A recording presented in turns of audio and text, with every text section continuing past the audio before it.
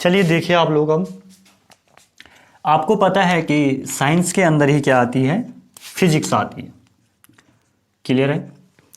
और आज जो हमने सब्जेक्ट पढ़ना है वो फिजिक्स ही पढ़ना है। उसके अलावा आपको पता है कि केमिस्ट्री, बायोलॉजी, ये सब साइंस का ही पार्ट है। लेकिन जो आज हमारा मेन फोकस है, मेन मोटो है, वो किसके बारे में समझना है, वो फिजिक्स के बारे में समझना है। और फिजिक्स के को ही हमने आज पढ़ना है। तो सबसे पहली चीज़ आप लोगों को फिजिक्स के बारे में पता होनी चाहिए कि फिजिक्स शब्द की जो उत्पत्ति हुई है वो फ्यूजिस शब्द से हुई है, जो एक ग्रीक वर्ड है। किस शब्द से हुई है? फ्यूजिस शब्द से हुई है। अब जो ये फ्यूजिस शब्द है, जो ये वर्ड है, ये ग्रीक भाषा का वर्ड है। क्लियर है। और इस फ्यूजिस का अर्थ होता है, इस फ्यूजिस का अर्थ होता है नेचर। क्या होता है? नेचर। नेचर यानी कि प्रकृति। क्लियर है। अब जो ये प्रकृति है, इसके अंदर, ठीक है, इसके अंदर हम क्या करते हैं, दो चीजें होती है। एक होता है सब्सटेंस, और एक यानी सब्सटेंस यानी कि पदार्थ, और एक होती है एनर्जी यानी कि ऊर्जा। क्लियर है। यानी कि नेचर के अंदर ही हम क्या होता है, सब्सटेंस होता है और एनर्जी होती है। क्लियर है। अब देखिए, अब बात आती है कि सब्सटेंस क्या होता है। ठीक है, सब्सटेंस क्या होता है आप लोगों को जानना बहुत ज़्यादा ज़रूरी है। सब्सटेंस में पहली बात, ये स्थान घेरता है। दूसरी बात, ये दृश्य होता है, मतलब हम इसको देख सकते हैं, इसका आभास कर सकते हैं। उसके अलावा इसका, जिसका कोई भार हो, जिसका कोई भार हो, उसे क्या बोला जाता है? उसे बोला जाता है पदार्थ, यानी कि सब्सटेंस। अब एनर्जी की बात करते हैं तो एनर्जी सबसे पहले तो अदृश्य होती है। दूसरा, इसका भारहीन होती है, भार नहीं होता है। ठीक है। और तीसरा, ये स्थान नहीं घेरती है। इतनी बातें आप लोगों को पदार्थ और एनर्जी के बारे में ध्यान रखनी है। सब्सटेंस और किसके बारे में ध्यान रखनी है? एनर्जी के बारे में ध्यान रखनी है। अब ध्यान रखना आप लोग, ठीक है, कि फिजिक्स के अंदर हम क्या करते हैं, फिजिक्स के अंदर हम पदार्थ, और इसी पदार्थ को बोला जाता है द्रव्य भी बोला जाता है। और फिजिक्स के अंदर हम क्या करते हैं, द्रव्य, ऊर्जा एवं इनकी पारस्परिक संबंधों का हम अध्ययन करते हैं। ठीक है। तो यानी कि जो आप लोगों के सामने एक डेफिनेशन आती है फिजिक्स की, वो क्या आती है? वो आती है कि विज्ञान की वह शाखा, ठीक है, लिख रहा हूं मैं यहां पर देख लेना आप लोग। विज्ञान की वह शाखा जिसके अंतर्गत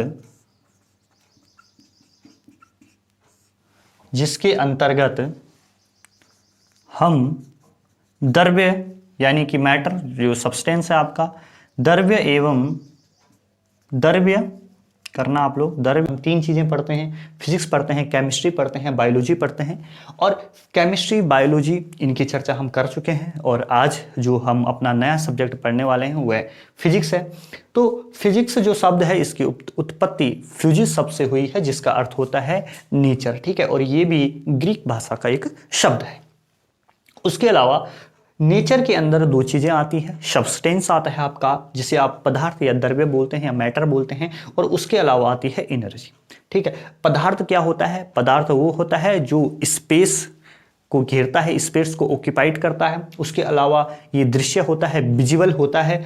ठीक है। और जो सब्सटेंस होता है, इसका क्या होता है? कुछ ना कुछ जरूर अपना भार होता है। उसके अलावा जो एनर्जी रहती है, ये विजिबल नहीं होती है, नॉन विजिबल नहीं होती है। उसके अलावा इसमें क्या होता है, भार नहीं होता है, ये भारहीन होती है और उसके अलावा ये स्थान नहीं घिरती। तो इतनी बातें आप लोगों को फिजिक्स के अंदर ध्यान रखनी है। अब देखिए फिजिक्स में हम क्या करते हैं, ठीक है, केमिस्ट्री में तो हम क्या करते थे, संगठन, ठीक है, पदार्थ जो सब्सटेंस है उसका अध्ययन करते थे, लेकिन जो फिजिक्स है इसमें हम क्या करते हैं, जो ये एक ऐसी शाखा है विज्ञान की जिसके अंतर्गत हम पदार्थ, ऊर्जा एवं इनके पारस्परिक संबंधों का, जो इनके बीच रिलेशन स्थापित हुए हैं उनका हम क्या करते हैं, अध्ययन करते हैं। आई होप दोस्तों आप लोगों को इतनी चीजें पता चल गई होगी।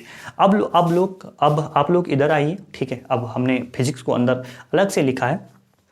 तो फिजिक्स जो है, फिजिक्स का जनक अगर आपसे पूछा जाता है कि फिजिक्स का जनक किसे कहा जाता है, तो सर आइजैक न्यूटन को फिजिक्स का जनक बोला जाता है। क्लियर हो गया। उसके अलावा फिजिक्स को हम अध्ययन के लिए, या जो उसका कालक्रम है या जो पहले घटनाएं हुई है वो कुछ बाद में हुई है, भौतिक शास्त्र के अंदर जो खोज गई है, रिसर्च हुई है, ठीक है, तो उसके आधार पर हम इसे दो भागों में बांटते हैं। एक आपका है परंपरागत भौतिकी, एनिशिएंट फिजिक्स, और एक आपका है मॉडर्न फिजिक्स, ठीक है। 1900 से पहले का भौतिक शास्त्र, ठीक है, परंपरागत भौतिकी कहलाता है और इसका जनक आइजैक न्यूटन को माना जाता है।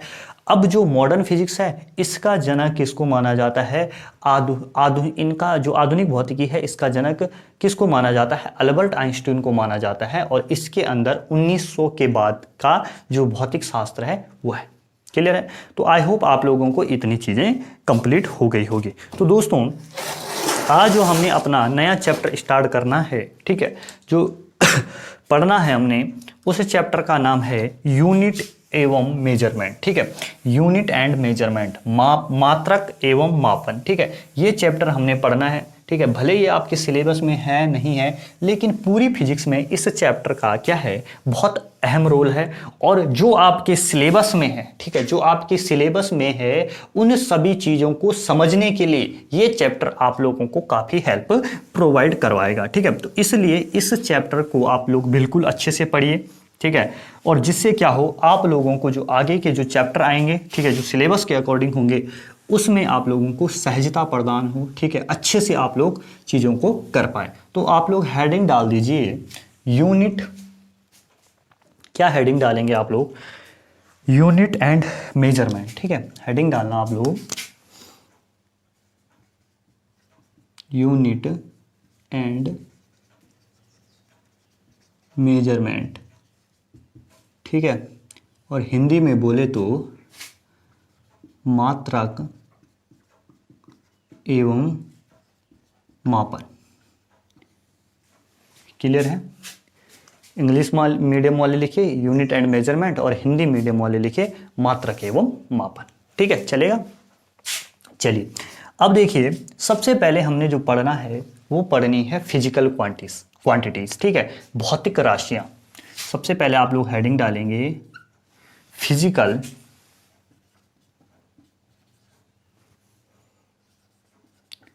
क्वांटिटीज,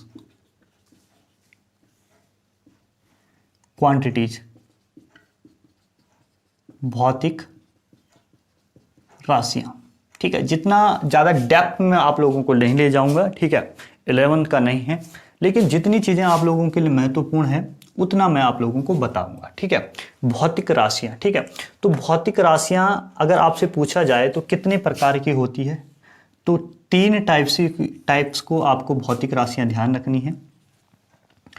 सबसे पहला आपको पता होना चाहिए, एक होती है मूल राशियां, जिसको अंग्रेजी में बोला जाता है फंडामेंटल क्वांटिटीज। क्लियर है।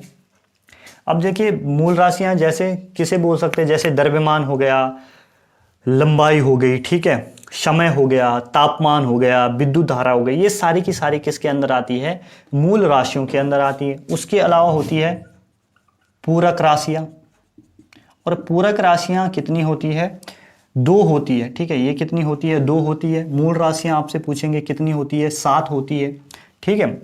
और अगला आपसे पूछेंगे कि व्युत्पन्न राशियां कितनी होती है, यानी कि जो डेराइव्ड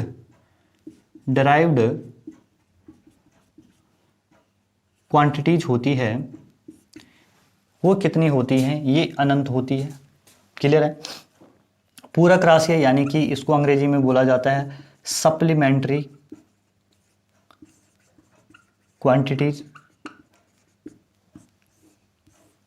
और इनकी संख्या कितनी होती है, 2 होती है। और 2 ये कौन कौन से होते हैं, एक होता है समतल कोण और एक होता है घन कोण। जो समतल कोण है इसकी यूनिट को बोला जाता है रेडियन, रेडियन में मेजर किया जाता है। और जो घन कोण होता है इसको मेजर किया जाता है स्टेरेडियन में। ठीक है, तो इनके बारे में भी हम अच्छे से आगे पढ़ेंगे जब चीज़ें आएगी। तो सबसे पहले व्युत्पन्न राशियां भी मैं आप लोगों को बताऊंगा, लेकिन सबसे पहले जो हमने यहाँ पर पढ़ना है मूल राशियां। ठीक है, यानी कि जिनको व्युत्पत्तित नहीं किया जा सकता है। ठीक है, मूल का मतलब आप लोगों को पता ही है कि ठीक है, जो जन्म से, ठीक है, जिनमें मतलब कोई किसी प्रकार का छेड़छाड़ नहीं किया जाता। तो ऐसी राशियां कितनी होती है, 7 होती है। ठीक है, कितनी होती है, 7 होती है। और कौन कौन सी वो राशियां होती है वो मैं आप लोगों के सामने बता रहा हूं यहाँ पर। ठीक है, सबसे पहले होती है द्रव्यमान। द्रव्यमान को आप बोलते हैं मास। ठीक है, और इसे हम डिनोट करते हैं m से। किससे करते हैं, m से इसे डिनोट किया जाता है। और इसका जो SI यूनिट होता है, जो मात्रक होता है, वो होता है क्या, किलोग्राम। ठीक है, तो सबसे पहली बात आपने किसके बारे में जानी, आपने जानी द्रव्यमान के बारे में। दूसरी बात आप लोग किसके बारे में जानेंगे, ठीक है, लंबाई। दूसरी यूनिट जो होती है, दूसरी मूल राशि जो होती है वो होती है लंबाई। लंबाई को अंग्रेजी में बोलते हैं लेंथ। ठीक है, और इसे रिप्रेजेंट किया जाता है L से। किससे रिप्रेजेंट करते हैं, L से। देखो दोस्तों, अच्छे से आप लोगों के नोट्स प्रिपेयर्ड हो गए और हो गए ना एक बार, तो कभी भी आपके लाइफ में जनरल साइंस का रोना नहीं रहेगा। ठीक है, इसलिए ये एकदम ज़बरदस्त कंटेंट है। ठीक है, तो इसलिए आप लोग इससे बिल्कुल अच्छे से ऐसे जिस क्रम में मैं आप लोगों को यहाँ पर चीज़ें बता रहा हूँ, बिल्कुल इसी तरीके से अपनी कॉपी में नोट डाउन करना। ठीक है, लंबाई, लेंथ, इसका जो मेजर करने का जो SI यूनिट होता है इसको बोलते हैं मीटर। ठीक है, अगला थर्ड होगा समय। और समय को क्या बोलते हैं अंग्रेजी में, टाइम बोलते हैं। और इसको रिप्रेजेंट करते हैं T से। और जो इसका SI यूनिट होती है वो होती है सेकेंड। क्लियर है। चौथा आप लोगों को ध्यान रखना है, चौथा आप लोग किस चीज़ का ध्यान रखेंगे, चौथा रखेंगे आप लोग तापमान। ठीक है, तापमान को अंग्रेजी में बोला जाता है टेम्परेचर। क्या बोलते हैं, टेम्परेचर बोलते हैं।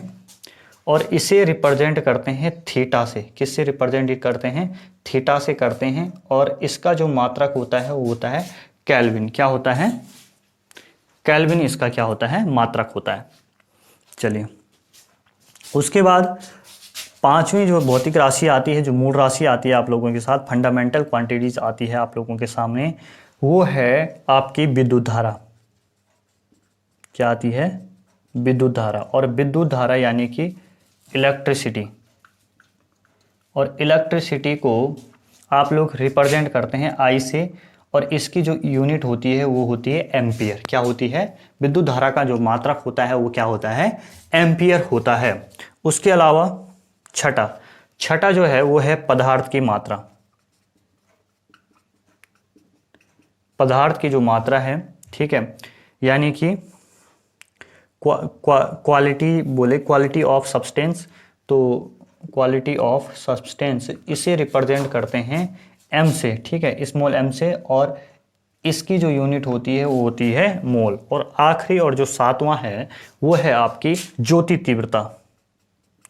ठीक है, ज्योति तीव्रता, लाइट इंटेंसिटी, इसको अंग्रेजी में बोलते हैं लाइट इंटेंसिटी। ठीक है, और इसका जो SI मात्रक होता है वो क्या होता है, कैंडेला होता है। ठीक है, कैंडेला। अगर आपसे पूछे कोई कि एक कैंडेला कितना होता है, तो आप लोग जितनी एक मोमबत्ती होती है ना, ठीक है, तो मोमबत्ती की जो रोशनी होती है वो होती है एक कैंडेला के बराबर। क्लियर है। तो आई होप आप लोगों को इतनी चीज़ें पता चल गई होगी। ठीक है, ये थी आपकी किस से संबंधित बातें। ठीक है, नोट डाउन कर लेना आप लोग। ये जितनी भी बातें थी ये सारी की सारी संबंधित थी आपकी मूल राशियों से, भौतिक राशियों से। ठीक है, और मूल राशियाँ पूरक राशियां, व्युत्पन्न राशियां, फंडामेंटल क्वांटिटीज, सप्लीमेंट्री क्वांटिटीज और डेराइव्ड क्वांटिटीज, इनके बारे में हम यहाँ पर पढ़ रहे हैं। ठीक है, तो आप लोगों ने देख लिया अभी तक कि मूल राशियां कितनी होती है, 7 होती है। क्लियर है। द्रव्यमान, लंबाई, समय, तापमान, विद्युत धारा, पदार्थ की मात्रा और ज्योति तीव्रता। ठीक है, तो द्रव्यमान की जो यूनिट होती है वो किलोग्राम होती है, लंबाई की जो यूनिट होती है वो मीटर होती है, और समय की जो यूनिट होती है एसआई यूनिट वो सेकंड, तापमान की केल्विन, विद्युत धारा की एम्पियर और पदार्थ की मात्रा की मोल, और ज्योति तीव्रता। ठीक है, ज्योति तीव्रता जो है इसकी जो यूनिट होती है वो होती है कैंडेला। तो आई होप आप लोगों को जितनी चीज़ें अभी तक हुई वो सारी की सारी समझ में आ गई होगी। चलिए अब हेडिंग आप लोग डालेंगे पूरक राशियां। ठीक है, तो पूरक राशियां सबसे पहले हम पढ़ने वाले हैं रेडियन के बारे में। किसके बारे में हम यहाँ पर जानेंगे, तो हम जानने वाले हैं यहाँ पर रेडियन के बारे में। अब या आप लोग इधर हेडिंग डालेंगे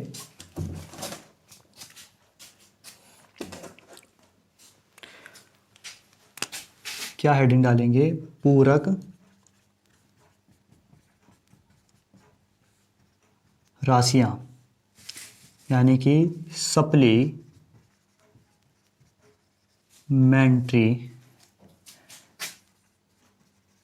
क्वांटिटीज। ठीक है, तो रेडियन है। ठीक है, हम पढ़ने वाले हैं किसके बारे में, समतल कोण के बारे में। समतल कोण को ही 2D एंगल बोला जाता है, और अंग्रेजी में प्लेन कोण बोला जाता है। ठीक है, प्लेन कोण, प्लेन एंगल किसको बोला जाता है आपसे पूछे तो प्लेन एंगल बोला जाता है समतल कोण को, और जिसमें इसको मेजर किया जाता है वो है रेडियन। ठीक है, तो एक रेडियन क्या होता है, सबसे पहले आप लोगों को ये चीज़ जाननी है। एक आप लोग क्या करेंगे, सर्कल खींचेंगे, ये सर्कल है, और सर्कल में, सर्कल केंद्र से किसी कोने तक, ठीक है, कहीं तक भी इसकी दूरी कितनी है, आर है। ठीक है, जो वृत्त की परिधि है कहीं किसी कोने तक इसकी कितनी है, त्रिज्या आर है। ठीक है, आप लोगों ने एक चाप खींचा और इसके बीच एक कोण क्रिएट हुआ। ठीक है, जिसको आपने नाम दिया थीटा। ठीक है, तो परिभाषा क्या हमारे सामने आती है, आपसे पूछा जाता है कि जो वृत्त की परिधि होती है जिसको अंग्रेजी में बोला जाता है पेरिफर, वो कितनी होती है, तो ये होती है 2 पाई आर। कितनी होती है, 2 पाई आर। ठीक है, यानी कि जो इसका वृत्त का पूरा पथ होता है वो कितना होता है, 2 पाई आर होता है। अब आपसे अगर डेफिनेशन पूछे कि रेडियन क्या होता है, ठीक है, तो रेडियन आप लोग लिखेंगे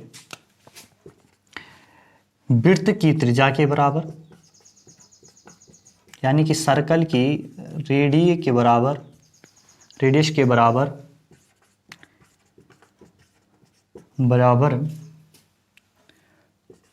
लंबाई का चाप वृत्त के केंद्र पर जो कोण बनाता है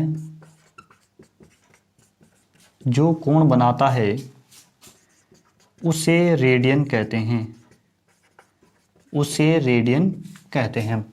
क्लियर है, हल्का सा इंट्रोडक्शन है ये आप लोगों के लिए। ठीक है, वैसे पेपर के लिए इतना इम्पोर्टेंट नहीं है। ठीक है, नहीं पूछेगा, सिलेबस ही में नहीं है आप लोगों के, लेकिन कभी भी आप जर्नल साइंस का जहाँ पर बात आएगी तो यहाँ पर स्टेरेडियन और रेडियन का जिक्र जरूर आता है। कभी भी आपसे पूछे कि रेडियन क्या होता है, तो वृत्त की त्रिज्या के बराबर लंबाई का चाप खींच लिया जाता है, जो वृत्त के केंद्र पर जो कोण वो बनाता है उसे क्या बोलते हैं, रेडियन बोलते हैं। क्लियर है। उसके अलावा आप लोगों को ध्यान रखनी है कि अगर आपसे पूछा जाता है कि पूर्ण वृत्त पर बना कोण कितना रेडियन होता है, तो आपको बताना है 2 पाई रेडियन होता है। कितना होता है, 2 पाई रेडियन होता है, यानी कि 2 पाई रेडियन किसके बराबर होता है, 360 डिग्री के बराबर होता है। यानी कि अगर 2 पाई रेडियन बराबर 360 डिग्री है। तो पाई रेडियन बराबर कितना होगा? पाई रेडियन बराबर कितना होगा? तो पाई रेडियन बराबर होगा 360 डिग्री अपॉन 2, यानी कि पाई रेडियन किसके बराबर होगा? 180 डिग्री के बराबर होगा। बस इतनी सी बात आप लोगों को ध्यान रखनी है। क्लियर है? तो इतना आप लोगों का हो गया। ठीक है, अब देखिए, अगर पाई रेडियन 180 के बराबर है तो एक रेडियन, अगर आपसे पूछता है कि एक रेडियन कितना होता है, तो 180 डिग्री अपॉन पाई। ठीक है, 180 डिग्री अपॉन पाई। तो आप लोग इसे क्या लिख सकते हो कि 180, एक रेडियन बराबर 180 डिग्री 22/7। ठीक है, ये 7 ऊपर चलेगा जाएगा, 180 इंटू 7 इंटू 22। तो जब आप इसको सॉल्व करोगे तो आप लोगों के सामने आएगा 55 डिग्री 27 मिनट। ठीक है, तो आप लोग क्या कह सकते हैं कि एक रेडियन बराबर, क्या बात बोल सकते हैं आप लोग? एक रेडियन बराबर होता है 55 डिग्री 27 मिनट। क्लियर है?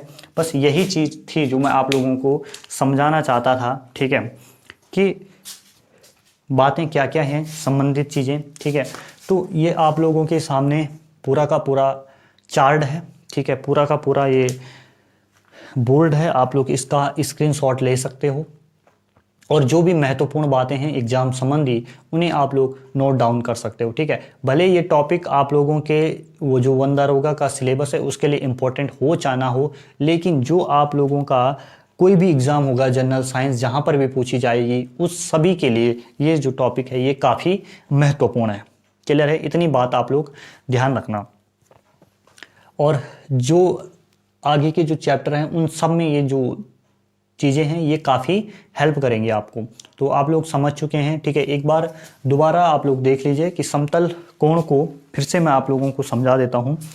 क्लियर है कि समतल कोण को ही क्या बोला जाता है? 2D एंगल बोला जाता है, प्लेन एंगल बोला जाता है। ठीक है, तो देखिए वृत्त की क्या है, रेडियन की अगर आपसे परिभाषा कोई पूछता है तो वृत्त की त्रिज्या की, ठीक है, यानी कि जो सर्कल है उसकी रेडियस की बराबर, ठीक है, बराबर लंबाई का चाप, ठीक है, बराबर लंबाई का चाप वृत्त के केंद्र पर जो कोण बनाता है उसे क्या कहते हैं? रेडियन कहते हैं। ठीक है, उसके अलावा आपसे पूछता है कि पूर्ण वृत्त पर बना कोण कितना होता है, तो वो होता है 2 पाई रेडियन यानी कि 360 डिग्री। और अगर यानी कि 2 पाई रेडियन बराबर कितना? 360 डिग्री हो गया। ठीक है, अगर आपसे पूछता है कि पाई रेडियन बराबर कितना होता है, तो पाई रेडियन बराबर होता है 180 डिग्री। अगर आपसे पूछता है कि एक रेडियन बराबर कितना होता है, जब आप इसको सॉल्व करोगे, ठीक है, जो ये पाई है यहाँ किस में जाएगा? मल्टीप्लाई में है तो यहाँ डिवाइड में जाएगा।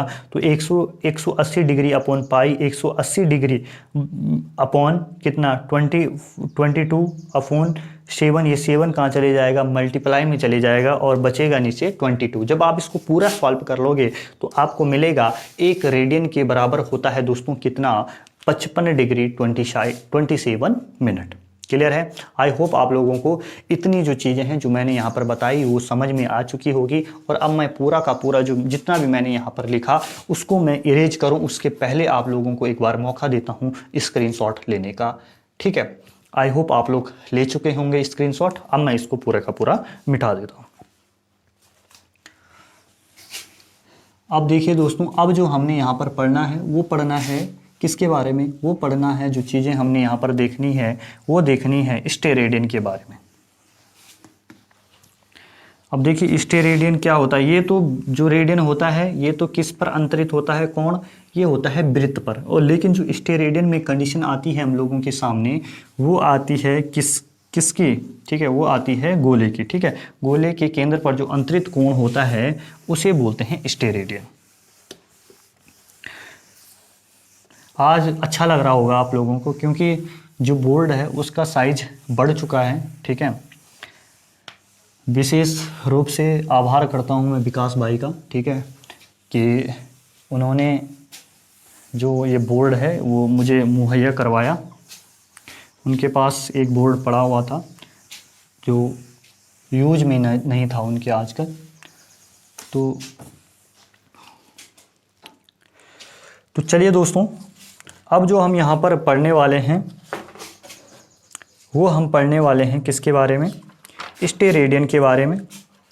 अब थोड़ा सा स्टेरेडियन की तरफ हम आगे बढ़े, उससे पहले मैं थोड़ा सा आप लोगों को रेडियन को किस तरीके से डिग्री में बदला जाता है और डिग्री को कैसे रेडियन में बदला जाता है, वो कुछ चीज़ें मैं आप लोगों को यहाँ पर बता देता हूँ जो आपके कभी भी एग्ज़ाम में हेल्प कर सके। ठीक है, अगर ठीक है आप लोग लिखेंगे अगर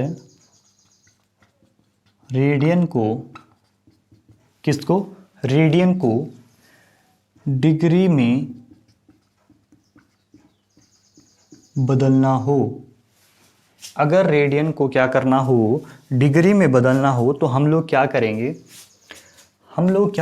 हम करेंगे जो हमें दे रखा होगा रेडियन, जितना रेडियन दिए रखा है होगा उसके इंटू 180 अपॉन पाई। ठीक है, ये फॉर्मूला है, इसे आप लोग नोट डाउन कर लीजिए। ठीक है, दूसरा, अगर आपको डिग्री से, अगर रेडियन को डिग्री में बदलना है और यदि आपको डिग्री को रेडियन में बदलना है तब आप क्या करेंगे, उसके लिए भी फॉर्मूला है। क्या फॉर्मूला है, डिग्री करोगे इनटू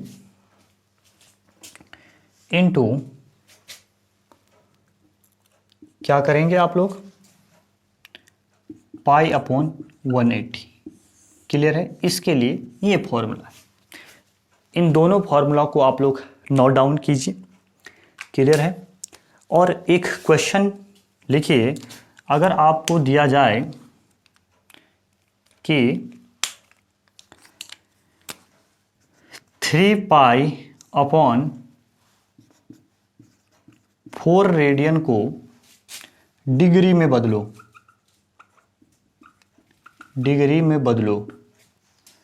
तो क्या होगा, 3 पाई इंटू 4 इंटू आप क्या करेंगे 180 डिग्री अपॉन पाई। ये फॉर्मूला आप लोगों के पास है, पाई से पाई कैंसिल, 380 अपॉन 4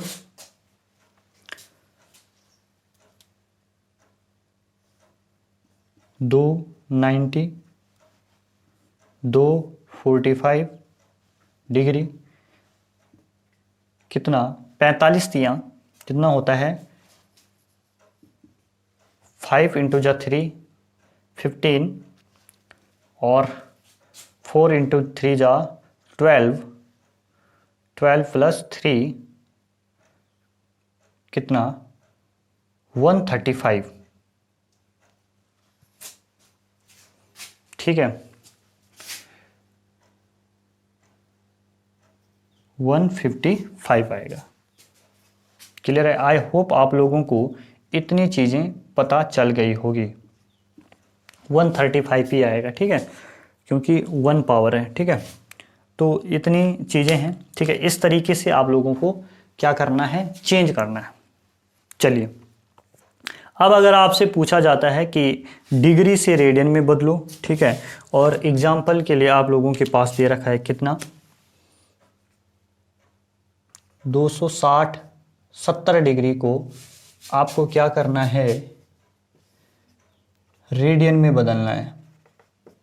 270 डिग्री को आपको क्या करना है, रेडियन में बदलना है। तो आप क्या करेंगे, तो आपको पास फॉर्मूला है ना, 270 डिग्री कितना पाई अपॉन 180। ठीक है, तो आपको पता है कि 9 तियां 27 90 और ये जाएगा आपका कितना 6 तियां 18 60 से। फिर आप क्या करोगे 45 30 45 30 इंटू पाई, फिर आपका जाएगा 9 पंजे 45 और 6 पंजे 30। कितना 9 डिग्री अपॉन 6 डिग्री पाई, ठीक है। तो लगभग ये आपका आ जाएगा 3 तियां 9 और 2 तियां 6, यानी कि 3 पाई अपॉन 2 रेडियन।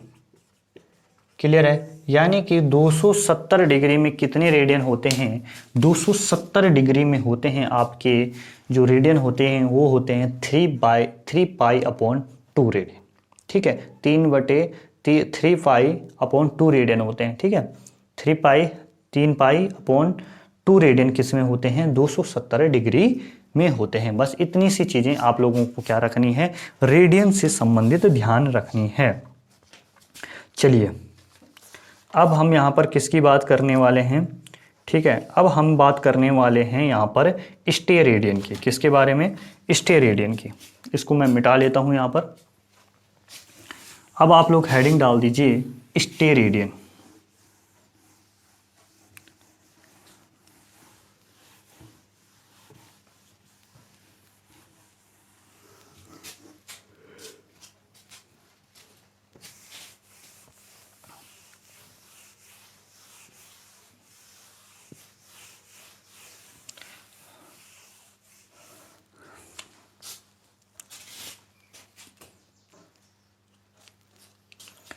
लिखेंगे आप लोग स्टेरेडियन। इसी स्टेरेडियन में मापा जाता है किसको?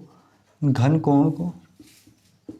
इसको ही बोलते हैं आप क्यूब एंगल या सॉलिड एंगल ना, आप इसको सॉलिड एंगल, ठीक है। सॉलिड एंगल और क्यूबिक करना, क्यूबिक ठोस कोण इसे ही बोलते हैं। इसे कर लेना आप सॉलिड एंगल, ठीक है।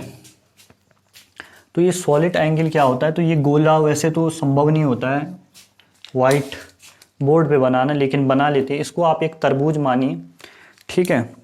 तो अगर आप लोग देखेंगे कि जब भी आप तरबूज वाला के पास जाएंगे ना, तो वो जब तरबूज काटेगा तो वो चार कोने पे 4 कट लगाएगा और एक बढ़िया सा, ठीक है, वहाँ से क्या करेगा आप लोग, मैं कैसे बताऊँ आप लोगों को।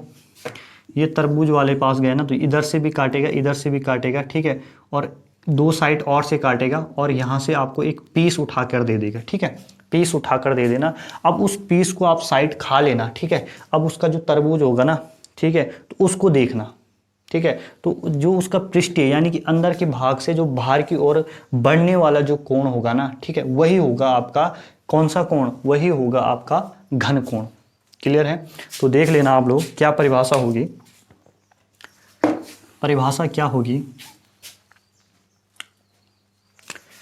इस तरीके से, ठीक है, इस तरीके से होगा, त्रिज्या का स्क्वायर होगा, ठीक है, इस तरीके से होगा एक कोण, ठीक है। इस तरीके से कुछ आकृति आप लोगों को उस एंगल की देखने को मिलेगी, जो ये होगा इसको बोलेंगे आप स्टेरेडियन। तो आप लोग परिभाषा क्या लिखोगे? किसी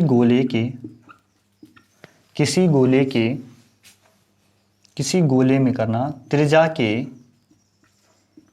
के वर्ग बराबर,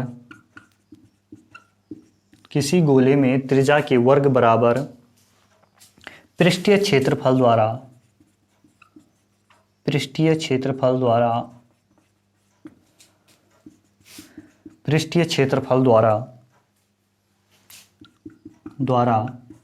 गोले के केंद्र पर बनाया गया कोण स्टेरेडियन कहलाता है। स्टेरेडियन कहलाता है। बस इतनी सी परिभाषा आप लोगों को क्या करनी है? ध्यान रखनी है। आई होप आप लोगों को जितनी भी चीज़ें हैं वो समझ में आ गई होगी, ठीक है। जो अंग्रेजी मीडियम वाले हैं थोड़ा सा कॉम्प्रोमाइज़ करना है यहाँ पर, ठीक है। लेकिन बहुत सी चीज़ें ऐसी हैं जिन्हें मैं आप लोगों को अंग्रेजी में बताने का प्रयास कर रहा हूँ। तो एक स्टेरेडियन बराबर अगर आपसे पूछे तो कितना होता है, आपको पता होना चाहिए। एक स्टेरेडियन बराबर होता है 1 स्क्वायर रेडियन, ठीक है। 1 स्क्वायर रेडियन होता है 1 स्टेरेडियन के बराबर। ये फॉर्मूला आप लोग ध्यान रखिए, ठीक है। चलिए, उसके अलावा आप लोगों को क्या बात ध्यान रखनी है, एक पूर्ण गोले पर कितने स्टेरेडियन का कोण बनता है, अगर ये पूछा जाता है तो आपको बताना है 4 पाई स्टेरेडियन का। कितने का बनता है? 4 पाई स्टेरेडियन का क्या बनता है? कोण बनता है। बस इतनी सी बातें हैं जो आप लोगों को स्टेरेडियन के बारे में ध्यान रखनी है। आई होप आप लोगों की चीज़ें समझ में आ गई होगी। और अब हम करेंगे कि भौतिक राशियों को किस तरीके से लिखा जाता है उसके। चलिए दोस्तों, अब हम यहाँ पर समझने वाले हैं कि भौतिक राशियाँ जो होती है उनको लिखा किस हिसाब से जाता है। तो आप लोग देखिए, हेडिंग डालेंगे आप लोग, भौतिक राशियों को लिखना। तो किसी भी भौतिक राशियों को जब लिखा जाता है तो उसके लिए 3 घटक बहुत इंपॉर्टेंट होते हैं। 3 कंपोनेंट आप जिन्हें बोलते हैं वो बहुत ज़्यादा ज़रूरी होते हैं। वो 3 घटक क्या क्या हैं? सबसे पहला जो घटक है वो है परिमाण। परिमाण जरूरी होता है, प्लस उसके साथ साथ उस भौतिक राशि का मात्रक लिखना बहुत ज़्यादा ज़रूरी होता है। और उस भौतिक राशि की दिशा, अगर उस भौतिक राशि में दिशा होती है तो उसे सदिश बोला जाता है, यानी कि वेक्टर बोला जाता है।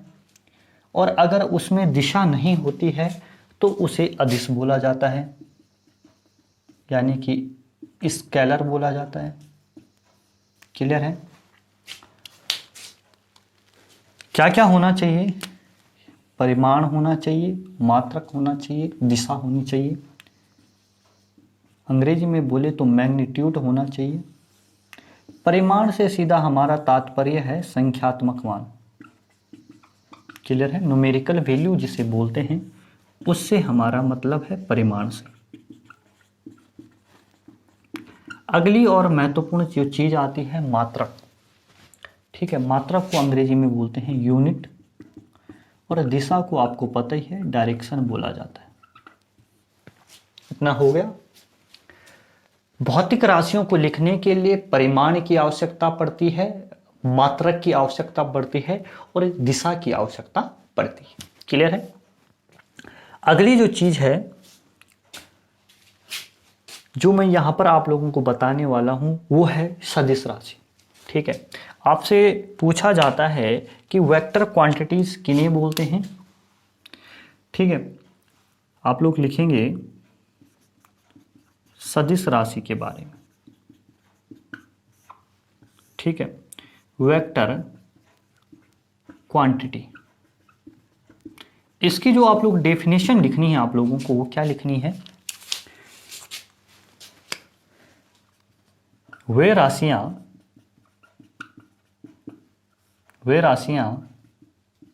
जिन्हें व्यक्त करने के लिए परिमाण व मात्रक के साथ साथ दिशा की भी आवश्यकता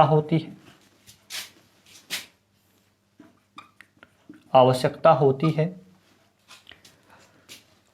उन्हें सदिश राशि कहा जाता है। उन्हें सदिश राशियां करना, आप लोग सदिश राशियां कहा जाता है। बस इतनी सी बात आप लोगों को ध्यान रखनी है, किसमें? सदिश राशियों में। क्लियर है? सदिश राशियों में आप लोगों को इतनी बात ध्यान रखनी है। क्लियर है? तो यानी कि इसमें क्या होगा, इसमें आपका परिमाण भी होगा सदिश राशि में, मात्रक भी होगा और दिशा भी होगी। क्लियर है? अब इनकी पहचान कैसे होगी? जो भी सदिश राशि होगी, जैसे वेलोसिटी है, क्या है? वेलोसिटी यानी वेग है, तो जो इसका साइन होगा, जो इसका प्रतीक होगा, उसके ऊपर आपको एक एरो दिखेगा। क्या दिखेगा? क्षैतिज दिशा में एक एरो दिखेगा, हॉरिजेंटल डायरेक्शन में एक एरो दिखेगा। क्लियर है? जैसे एक्सेलरेशन हो गया, त्वरण हो गया, त्वरण को हम रिप्रेजेंट करते हैं ए से, इसके ऊपर भी आपको एक एरो दिखेगा। क्लियर है? एक और चीज होती है, कहीं कहीं पर ये ए के ऊपर आप लोगों को एक कैप सी दिखाई देती है। ठीक है? ये जब जहां पर ये कैप दिखाई देती है, इसे बोला जाता है यूनिट वेक्टर। क्या नाम दिया जाता है? यूनिट वेक्टर बोला जाता है। और हिंदी वालों ध्यान रखना, एकांक सदिश बोला जाता है। बस इतनी सी बात आप लोगों को इसमें ध्यान रखनी है। अब आगे जो कुछ प्रमुख भौतिक राशियां हैं, उनको याद रखने के लिए मैं आप लोगों को एक ट्रिक बता रहा हूं सदिश राशि की, उसे आप लोग ध्यान रखना। ठीक है? वो ट्रिक किस प्रकार है? सदिश राशियों को समझने के लिए है। जो प्रमुख सदिश राशियां हैं सारी की सारी आप लोगों की उसके अंदर कवर हो जाएगी। तो आप लोग लिखेंगे सदिश राशि यानी कि वेक्टर क्वांटिटीज। ठीक है? जो महत्वपूर्ण है उनके बारे में। तो ट्रिक क्या है उसके लिए? एक सेंटेंस मैं आप लोगों को लिखूंगा, वो आप लोगों को ध्यान रखना है। सेंटेंस क्या है? आज बलवान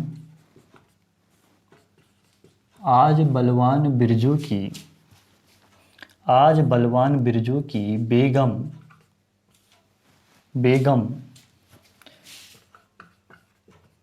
तंबू संग खेत में भागी। जितनी भी प्रमुख सदिश राशियां हैं, जितनी भी प्रमुख वेक्टर क्वांटिटीज है, वो सारी की सारी आपकी इस ट्रिक से कंप्लीट हो जाएगी। आज से आप लोग ध्यान रखोगे, आज से आप लोग ध्यान रखोगे आवेग। और आवेग को अंग्रेजी में बोला जाता है इम्पल्स। क्या बोला जाता है? इम्पल्स बोला जाता है। क्लियर हो गया? अगला टर्म आया, आज बलवान बिरजू की बेगम तंबू संग खेत में भागी। बलवान शब्द आया और बलवान का आप बल उठा दीजिए, और बल यानी कि फोर्स, बल। अगली सदिश राशि कौन सी आई? फोर्स आई। ठीक है? बल। उसके बाद बिरजू आप लोगों को दिख रहा है, इससे उठा दीजिए, बिरजू से भी उठा लीजिए, इससे बनेगा विस्थापन। अंग्रेजी में बोलेंगे डिस्प्लेसमेंट। क्लियर है? अगला जो टर्म आया वो आया वेगम, इससे उठा लीजिए वेग यानी कि वेलोसिटी, यानी कि जो वेलोसिटी है ये भी आप लोगों की कैसी राशि है? सदिश राशि है। तंबू छोड़ दीजिए, उसके बाद संग आ रहा है, तो संग का उठा लीजिए संवेग। क्या उठाएंगे? संवेग, यानी कि इसको बोलते हैं मोमेंटम। ठीक है? उसके बाद आप लोगों के सामने एक टर्म आ रहा है खेत। तो खेत को आप लोग इस तरीके से ध्यान रखना। तो खेत क्षेत्र। ठीक है? क्षेत्र तरीके से तो आप लोग ध्यान रखना क्षेत्रफल भी क्या है?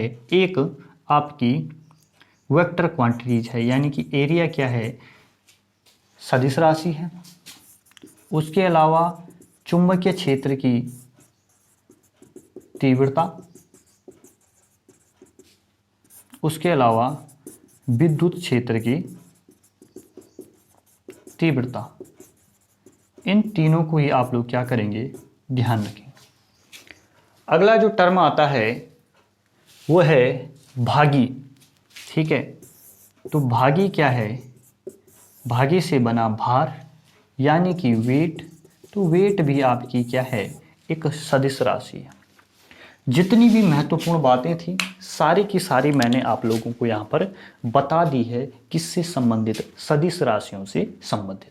ये कुछ प्रमुख राशियां हैं जो आप लोगों को एक ट्रिक के माध्यम से ध्यान रखनी है कि आज बलवान बिरजू के साथ, आज बलवान बिरजू की बेगम, ठीक है, आज बलवान बिरजू की बेगम तंबू संग खेत में भागी। ठीक है, तंबू संग कोई बलवान है गांव में बिरजू नामक का, उसकी जो पत्नी है वो क्या करी, वो तंबू लेकर कहाँ भाग गई, खेत में भाग गई, क्योंकि उसको वहां पर ही अपना खेतों का काम करना था। तो आई होप आप लोगों को इतनी चीज़ें जो थी सारी की सारी वो पता लग गई होगी। अब आप लोग हेडिंग डालेंगे अदिश राशियां, इसको मैं पूरा का पूरा यहाँ पर क्या करता हूँ, मिटा देता हूँ।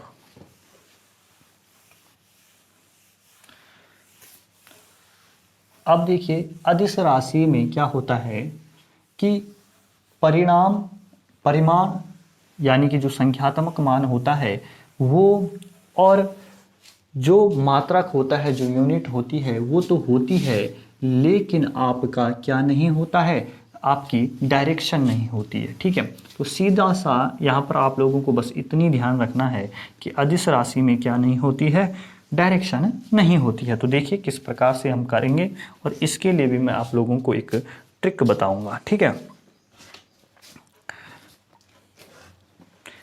अब आप लोग क्या करेंगे, थोड़ा शाई भर ही लेता हूं मैं।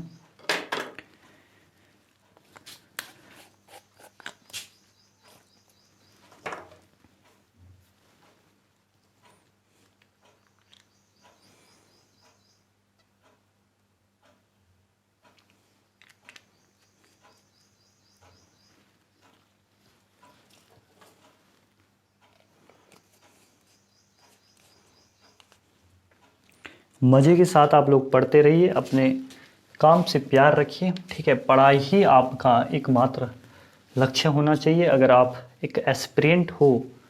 ठीक है, तो अब आप लोग लिखेंगे अदिश राशि।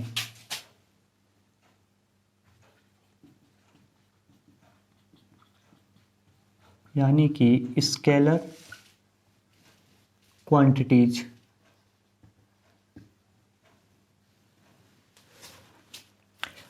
अब देखिए स्केलर क्वांटिटीज में आप लोगों को सीधी सी बात ध्यान रखनी है, परिमाण होगा, मात्रक भी होगा। ठीक है, लेकिन होगी क्या नहीं, दिशा। अदिश राशि में परिमाण होगा, मात्रक होगा, दिशा नहीं होगी। ठीक है, ये बात आप लोगों ने ध्यान रखनी। यानी कि परिभाषा क्या बन सकती है कि ऐसी भौतिक राशियां जिन्हें व्यक्त करने के लिए हमें परिमाण व मात्रक के साथ साथ दिशा की आवश्यकता नहीं होती है, उस प्रकार की भौतिक राशियों को क्या बोला जाता है, उन्हें बोला जाता है क्या, आपका अदिश राशियां। क्लियर है। अब मैं आप लोगों को अदिश राशि, जो प्रमुख अदिश राशियां हैं उन्हें याद रखने के लिए एक ट्रिक यहाँ पर बता रहा हूँ जो आप लोगों ने लिखनी है। ट्रिक क्या है, ट्रिक कुछ इस तरीके से है, उसका उसका दाल चावल, उसका दाल चावल एमएससी से, उसका दाल चावल एमएससी से आता है। कोई लड़का है, इमेजिन करना, कोई लड़का है और वो अपने परिवार से बहुत दूर है। ठीक है, और उसने एमएससी किया हुआ है, एमएससी उसने फिजिक्स से किया हुआ है, और जब फिजिक्स से किया हुआ है तो बच्चों को क्या पढ़ाता है, ट्यूशन पढ़ाता है। तो कोई आदमी कह देता है कि वो जो बेचारा लड़का है उसका जो दाल चावल है वो एमएससी से आता है। बस इतनी सी कहानी आप लोगों ने ध्यान रखनी है। सबसे पहले उसका का ऊ पकड़ो, ऊ पकड़ोगे तो आपको मिलेगी ऊर्जा। ठीक है, यानी कि एनर्जी। एनर्जी जो ऊर्जा है वो कैसी राशि है, एक अदिश राशि है। सा पकड़िए, सा पकड़िए, सा से मिलेगा समय, यानी कि जो समय है, जो टाइम है, वो कैसी राशि है, वो एक अदिश राशि है। का पकड़ी, का से मिलेगा आपको कार्य, और कार्य यानी कि वर्क, वर्क कैसी राशि है, वर्क भी एक अदिश राशि है। आगे आता है दाल टर्म, दाल से पकड़िए आप लोग दाब, यानी कि प्रेशर, प्रेशर कैसी राशि है, प्रेशर आपकी जो राशि है ये राशि है आपकी अदिश राशि, स्केलर क्वांटिटीज। उसके बाद ला पकड़िए, ला से होता है लंबाई, ठीक है, यानी कि लेंथ, लेंथ आपकी कैसी राशि है, लेंथ आपकी जो राशि है वो है आपकी कैसी राशि, वो है आपकी अदिश राशि। चावल, चावल से चाल पकड़ लीजिए, ठीक है, और चाल कैसी राशि है, स्पीड कैसी राशि है, स्पीड भी आपकी अदिश राशि है। अब बात आती है एमएससी, एक टर्म आता है आगे। एमएससी में आप लोग ध्यान रखना कि माँ से बनाइए आप लोग मास, यानी कि द्रव्यमान कैसी राशि है, तो द्रव्यमान आपकी अदिश राशि है। एस से बनाइए, ठीक है, एस से बनाइए आप लोग शक्ति, शक्ति कैसी राशि है, शक्ति यानी कि पावर, पावर भी आपकी अदिश राशि है। क्लियर है। सी से बनाइए आप करंट, ठीक है, करंट, करंट यानी कि विद्युत धारा, विद्युत धारा कैसी राशि है, एक अदिश राशि है। क्लियर है। इतनी चीजें हो गई। अब क्या बचा, से आता है, ठीक है, तो आता है तो आ से बना लीजिए आप लोग, क्या बनाएंगे, आयतन, ठीक है, आयतन यानी कि वॉल्यूम, वॉल्यूम कैसी राशि है, अदिश राशि है। और ता से बना लीजिए आप टेम्परेचर, टेम्परेचर कैसी राशि है, टेम्परेचर राशि भी आपका कैसी राशि है, अदिश राशि है। आई होप जितनी चीज़ें इस ट्रिक के माध्यम से मैंने आप लोगों को बताई है वो सारी की सारी आप लोगों के समझ में आ गई होगी। और जिस तरीके से, जिस फ्लो चार्ट के जैसे फ्लो चार्ट के माध्यम से मैं चीज़ें डायग्राम के माध्यम से आप लोगों को जिस तरीके से नोट्स प्रिपेयर करके दे रहा हूँ, बिल्कुल वैसे ही, ठीक है, बिना छेड़छाड़ किए हुए, ठीक है। हाँ, अगर आपको लगता है कि कोई एडिशनल जानकारी हमें पता है तो उसे आप लोग अपने नोट्स में ऐड ऑन कर सकते हैं, लेकिन बाकी कुछ छेड़छाड़ करने की ज़रूरत नहीं है, क्योंकि दोस्तों जो आप लोगों को यहाँ पर कंटेंट प्रोवाइड किया जा रहा है ये कंटेंट नंबर 1 है। क्लियर है। चलिए अब हम बात करते हैं कि क्या होता है जब सदिश का सदिश में गुणा किया जाता है तो कौन सी राशि हमें मिलती है, जब अदिश का अदिश में गुणा किया जाता है तो ये सारी भाग, गुणा, भाग, ये सब हम इस स्लाइड में समझने वाले हैं। सबसे पहली बात, जब भी सदिश का सदिश के साथ गुणा होगा तो जो भौतिक राशि हमें मिलेगी वो होगी अदिश। सदिश राशि का सदिश राशि के साथ जब भी गुणा होगा, मल्टीप्लिकेशन होगा, हमको अदिश मिलेगा। क्लियर है। उसके बाद दूसरी बात जो है, सदिश का यानी कि वेक्टर का जब भी वेक्टर के साथ डिवाइड होगा तो हमको हमेशा अदिश राशि मिलेगी। क्लियर है। उसके अलावा अदिश राशि का सदिश के साथ भाग हो या अदिश का सदिश के साथ गुणा हो, मिलेगा हमेशा क्या, अदिश ही। क्या मिलेगा, अदिश ही मिलेगा। लेकिन नहीं, यहाँ पर करना आप लोग अदिश अदिश का, ठीक है, अदिश अदिश का जब आपस में गुणा हो तो मिलेगा क्या, अदिश ही मिलेगा। लेकिन जब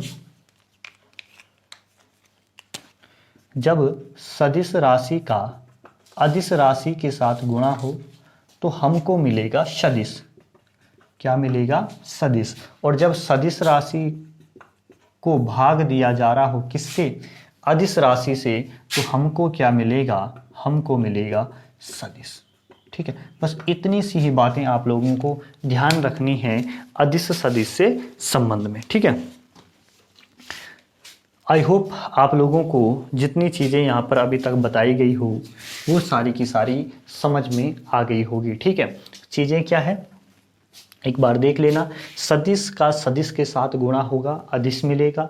सदिश का सदिश में भाग होगा, अदिश मिलेगा। अदिश का सदिश में भाग होगा सदिश का अदिश में भाग होगा, मिलेगा अदिश, और अदिश और अदिश का गुणा होगा, मिलेगा अदिश। ठीक है, सदिश गुणा अदिश होगा तो मिलेगा सदिश, और सदिश गुणा सदिश अदिश का भाग सदिश में दिया जाएगा, मिलेगा सदिश। बस इतनी सी चीज़ें आप लोगों को ध्यान रखनी है। अब जो आगे हम पढ़ने वाले हैं वो हम पढ़ने वाले हैं मापन पद्धति को। ठीक है, तो बिल्कुल अच्छे से, बिल्कुल बढ़िया से आप लोग इन नोट्स को आप लोग प्रिपेयर करते रहिए, और मैं इसको यहाँ पर क्या कर देता हूँ, मिटा देता हूँ। देखो दोस्तों, दोपहर का समय रहता है जब वीडियो रिकॉर्ड की जाती है, और काफ़ी गर्मी रहती है इस टाइम पे, और दूसरी बात ये है कि फ़ैन भी नहीं चला सकते हैं। अगर फ़ैन चलाएंगे तो फ़ैन की जो आवाज़ होगी वो आप लोगों तक आएगी, तो मैं नहीं चाहता कि आप लोगों का क्या हो, किसी भी प्रकार का डिस्टर्ब हो। और जो कंटेंट है, जो ये कंटेंट है, जो ये नंबर 1 कंटेंट है जो आप लोगों तक पहुंचाया जा रहा है, इसमें किसी प्रकार का व्यवधान उपलब्ध हो, तो इसलिए फ़ैन मैंने बंद ही किया हुआ है। भले कोई बात नहीं, 3-4 घंटे की, 2-3 घंटे की मेहनत रहती है, इसका कोई वो नहीं है, गम नहीं है मेरे को। तो अब आप लोग, बस आप लोग ये करना कि आप लोग ज़्यादा से ज़्यादा लोगों तक शेयर करना जो तैयारी कर रहे हैं। ठीक है, और देखो यार, बहुत से स्टूडेंट ऐसे हैं कि जो तैयारी तो करना चाहते हैं लेकिन उनको एक मार्गदर्शन नहीं मिल पाता है। तो आप लोग इतने अपने आप को बना ही लिया होगा आप लोगों ने कि आप लोग किसी पर्सन को गाइड कर सको। ठीक है, अगर आपको लगता है कि हाँ ये बंदी तैयारी करना चाहती है, तो आप एक्सपीरियंस्ड हो, आप पुराने एस्पिरेंट हो, तो आप कुछ इस तरीके से उनके सामने पॉजिटिव रिजल्ट रखिए कि वो तैयारी करने के लिए आए।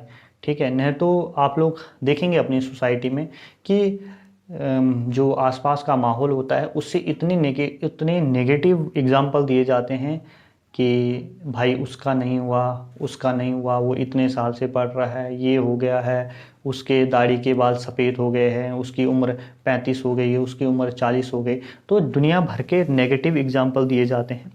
लेकिन अगर आप अपने आसपास के लोगों को पॉजिटिव एग्जाम्पल देंगे, ठीक है, तो उनके सामने अच्छे आइकॉन आप लोग स्थापित करेंगे। ठीक है, आप लोग दिखा सकते हैं उन्हें, जो बहुत कम यंग एज में जो आईपीएस बनी है लड़की, जो आईएएस बने हैं, ठीक है, जो लड़के आईएएस बने हैं।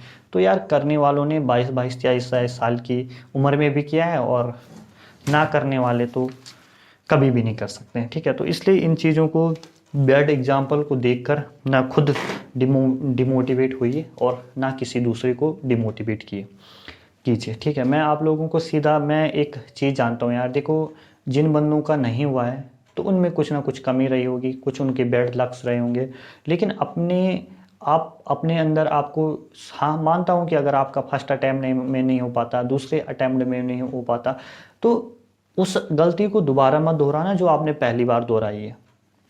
क्लियर है। और दूसरी बात यार, कि एक ही चीज़ बोलूँगा कि हमारी जिस तरीके से हमारी 5 उंगलियां होती है ना, तो अगर मैं इस उंगली को थोड़ा मरोड़ूंगा, तोड़ूंगा, या इस पर किसी प्रकार के कट्स मारूंगा, तो मेरे को इस उंगली का भी दर्द होगा, इस पर करूँगा, सेम चीज़ करूँगा, उस उंगली का भी दर्द होगा, इसका भी होगा। तो ऐसे हमारे सब्जेक्ट भी होते हैं जो हमें कॉम्पिटिटिव एग्ज़ाम में पूछे जाने हैं। तो अगर हमें एक में से नहीं आता है ना, तो हमें दर्द होगा। ठीक है, तो हमें इस काबिल बनना है कि हम लोगों को दर्द ना हो। ठीक है, तो हमें जिस तरीके से हमें इन 5 उंगली से प्यार है, ठीक है, कोई फेवरेट नहीं है, कोई कम ज़्यादा नहीं है, हर आदमी का अपना अपना यूजेस है। तो वैसे जितने भी सब्जेक्ट हैं, चाहे वो आर्ट साइड्स के हैं, चाहे साइंस साइड के हैं, सब हमारे फेवरेट होने चाहिए। मैं ये बोलूँ यार कि मैं तो फिजिक्स से पढ़ा हूँ, ठीक है, और मैं ये एटीट्यूड रखूं कि मैं पीसीएम से हूँ, मैं बीएससी पीसीएम से हूँ, मैं आगे दूसरे सब्जेक्ट से कर रहा हूँ, पॉलिटिकल साइंस से कर रहा हूँ। ठीक है, ये उन्हीं 2 सब्जेक्ट, फिजिक्स और पॉलिटिकल साइंस को रखूँ, गुरूर रखूँ इन बात का कि मैं इन सब्जेक्ट से हूँ, मेरे को बाकी पढ़ने की ज़रूरत ही क्या है। तो आधे से ज़्यादा लोग इसी एटीट्यूड में डूब जाते हैं। ठीक है, क्योंकि उन लोगों की उस सब्जेक्ट में तो अच्छी कमांड रहती है, लेकिन बाकी के सब्जेक्ट में वो डंप रहते हैं। तो ऐसे नेगेटिव, इससे आप लोगों को समाज में नेगेटिव एग्जाम्पल देखने को मिलते हैं। अब कोई कोई पॉलिटिकल साइंस से है सपोज दैट, तो कितना पूछेगा कॉम्पिटिटिव एग्जाम में? मैं आपको सब सच बताऊं तो 5 नंबर का आता है पॉलिटिकल साइंस। 100 नंबर का पेपर होगा ना आपका, जो भी होगा वीडियो, उसमें से 5 प्रश्न आएंगे पॉलिटिकल साइंस के। तो हम लोग इस एटीट्यूड के साथ नहीं रह सकते कि भाई हम पॉलिटिकल साइंस से हैं और हम बहुत बड़ी तोप है, कभी नहीं लगने वाली नौकरी, ठीक है। और एग्जाम्पल आप लोग देख ही रहे होंगे, मेरे ऐसे ऐसे फ्रेंड थे जो एमएससी बॉटनी से थे, ठीक है, लेकिन जब स्क्रीनिंग का पेपर आया तो उनकी हालत ख़राब हो गए। कोई केमिस्ट्री से था, क्यों? क्योंकि उन्होंने, हालत क्यों ख़राब हुई? क्योंकि सिर्फ उन्होंने अपने ही सब्जेक्ट की तैयारी की हुई थी, उन्होंने उत्तराखंड नहीं पढ़ा था, उन्होंने बाकी सब्जेक्ट को टाइम नहीं दिया। हालत ख़राब होने का यही कारण है। आप लोग कभी मत सोचिए कि मेरा अपना सब्जेक्ट है, ये नहीं ये नहीं, सब है, ठीक है। जितने सब्जेक्ट पूछे जाने आपके एग्ज़ाम में वो सब आपके अपने हैं, वो उनसे आपको ऐसा प्रेम होना चाहिए जैसे आपको अपने ऑर्गन से होता है, अपने अंगों से होता है। क्लियर है? चलिए अब हम पढ़ने वाले हैं यहाँ पर मेजरमेंट मेथड को, ठीक है, मापन पद्धति। हेडिंग डालेंगे आप लोग मेजरमेंट मेथड, और हिंदी वाले डालेंगे मापन पद्धति। क्लियर है? चलिए स्टार्टिंग में 2 ही मापन पद्धतियां थी, एक थी FPS, ध्यान रखना, एक थी FPS और एक थी CGS। जो ये FPS पद्धति थी, जो ये पैमाना था, ये था ब्रिटिश पैमाना, और जो ये CGS पद्धति थी, ये था फ्रेंच पैमाना। एक था ब्रिटिश पैमाना और एक था फ्रेंच पैमाना। अब इनके अंदर क्या होता था, जो लंबाई है उसके लिए यूज किया जाता था फुट का, ठीक है, और जो आपका द्रव्यमान है उसके लिए यूज किया जाता था पाउंड का, और जो आपका समय है उसके लिए यूज होता था सेकंड का। इसमें भी सेकंड का ही होगा, समय में कॉमन चीज़ें हैं। तो यहाँ आप लोग देखना, लंबाई है, द्रव्यमान है और समय है, यानी कि लेंथ, मास, टाइम। लंबाई के लिए सेंटीमीटर का उपयोग होता था, द्रव्यमान के लिए ग्राम का उपयोग होता था, और समय के लिए सेकंड का उपयोग होता था, ठीक है। ये सीजीएस के अंदर होता था।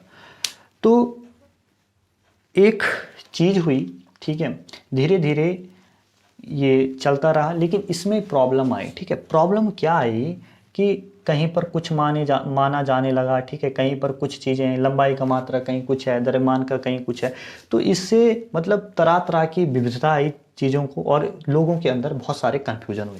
तो धीरे धीरे क्या हुआ, जो ये सीजीएस पद्धति है इससे ही विकास हुआ एमकेएस पद्धति का, ठीक है, जिसमें मीटर, किलोग्राम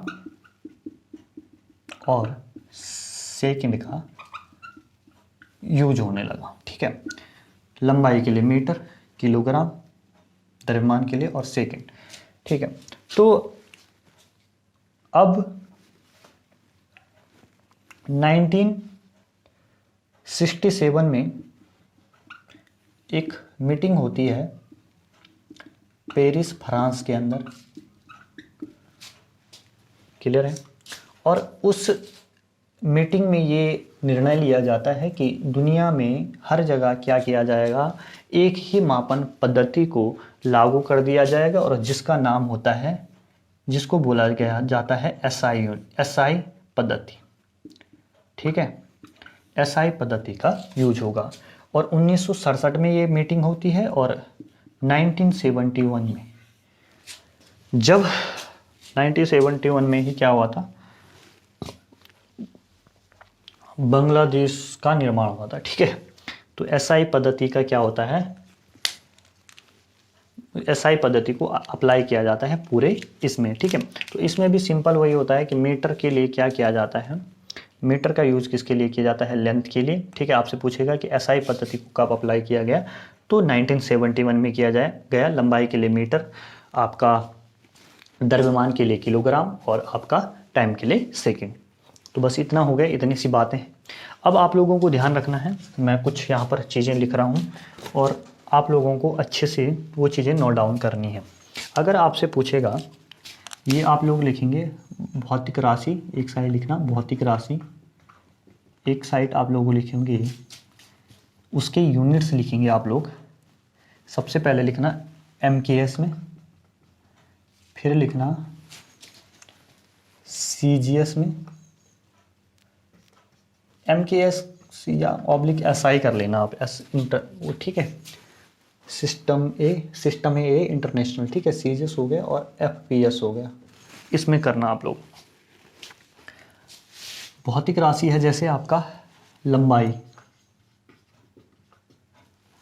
लंबाई के लिए MKS पद्धति में होगा क्या, ये SI में होगा मीटर, CGS में होगा सेंटीमीटर और FPS में होगा फुट। क्लियर है। दूसरा आता है आपका द्रव्यमान, यानी कि मास क्या होगा, MKS में होगा किलोग्राम, CGS में होगा ग्राम और आपका FPS में होगा पाउंड। तीसरी जो चीज़ आती है आपकी द्रव्यमान लंबाई, उसके बाद आएगा समय। समय का आप बोलेंगे तो समय को बोला जाएगा क्या, सेकंड, यहाँ भी सेकंड और यहाँ भी सेकंड, हर जगह सेकंड आएगा, ठीक है। उसके बाद आपसे पूछेगा कि बल का SI में आएगा न्यूटन, CGS में आएगा डाइन, ठीक है। और बल आएगा आपका FPS में आएगा पाउंडल, ठीक है। उसके बाद कार्य की बात करें, कार्य की बात होगी तो कार्य की बात होगी आपकी जब भी, तो कार्य आएगा आपका MKS में आएगा आपका जूल, कार्य का मात्रक SI में जूल होता है। CGS की बात होगी तो अर्ग होगा और FPS की बात होगी तो फुट पाउंडल होगा। क्या होगा, फुट पाउंडल होगा। बस इतनी सी बातें आप लोगों को क्या रखनी है, इन भौतिक राशियों के मापन का जो मेथड है उससे संबंधित ध्यान रखनी है। आई होप आप लोगों को चीज़ें अच्छे से आप लोग समझ पा रहे होंगे। अब देखिए, मैं आप लोगों को कुछ इम्पॉर्टेंट चीज़ें बता दूं, 2 चीज़ें बता रहा हूं, आपसे पूछा जाता है, ठीक है, जानकारी के लिए है कि 1 न्यूटन बराबर कितनी डायन होता है। तो 1 न्यूटन के बराबर होती है 10 की घात 5 डायन, ठीक है। 1 न्यूटन के बराबर 10 की घात 5 डायन होती है। आपसे पूछा जाएगा कि 1 जूल बराबर कितना होता है, तो 1 जूल बराबर होता है 10 की घात 7 अर्ग, ठीक है। अर्ग आप लोग हिंदी में लिख लीजिए, कोई बात नहीं। अब जो लोग स्क्रीनशॉट लेना चाहते हैं वो ले सकते हैं, ठीक है। मैं साइड हट जाता हूँ, आप लोग अच्छे से इसका क्या कर सकते हो, पूरे का स्क्रीनशॉट ले सकते हो। तो इतनी सी जानकारी थी दोस्तों मापन पद्धति से संबंधित। आई होप आप लोगों को अच्छे से ये चीज़ें पता लग गई होगी। ये वीडियो भी 33 मिनट का रिकॉर्ड हो चुका है।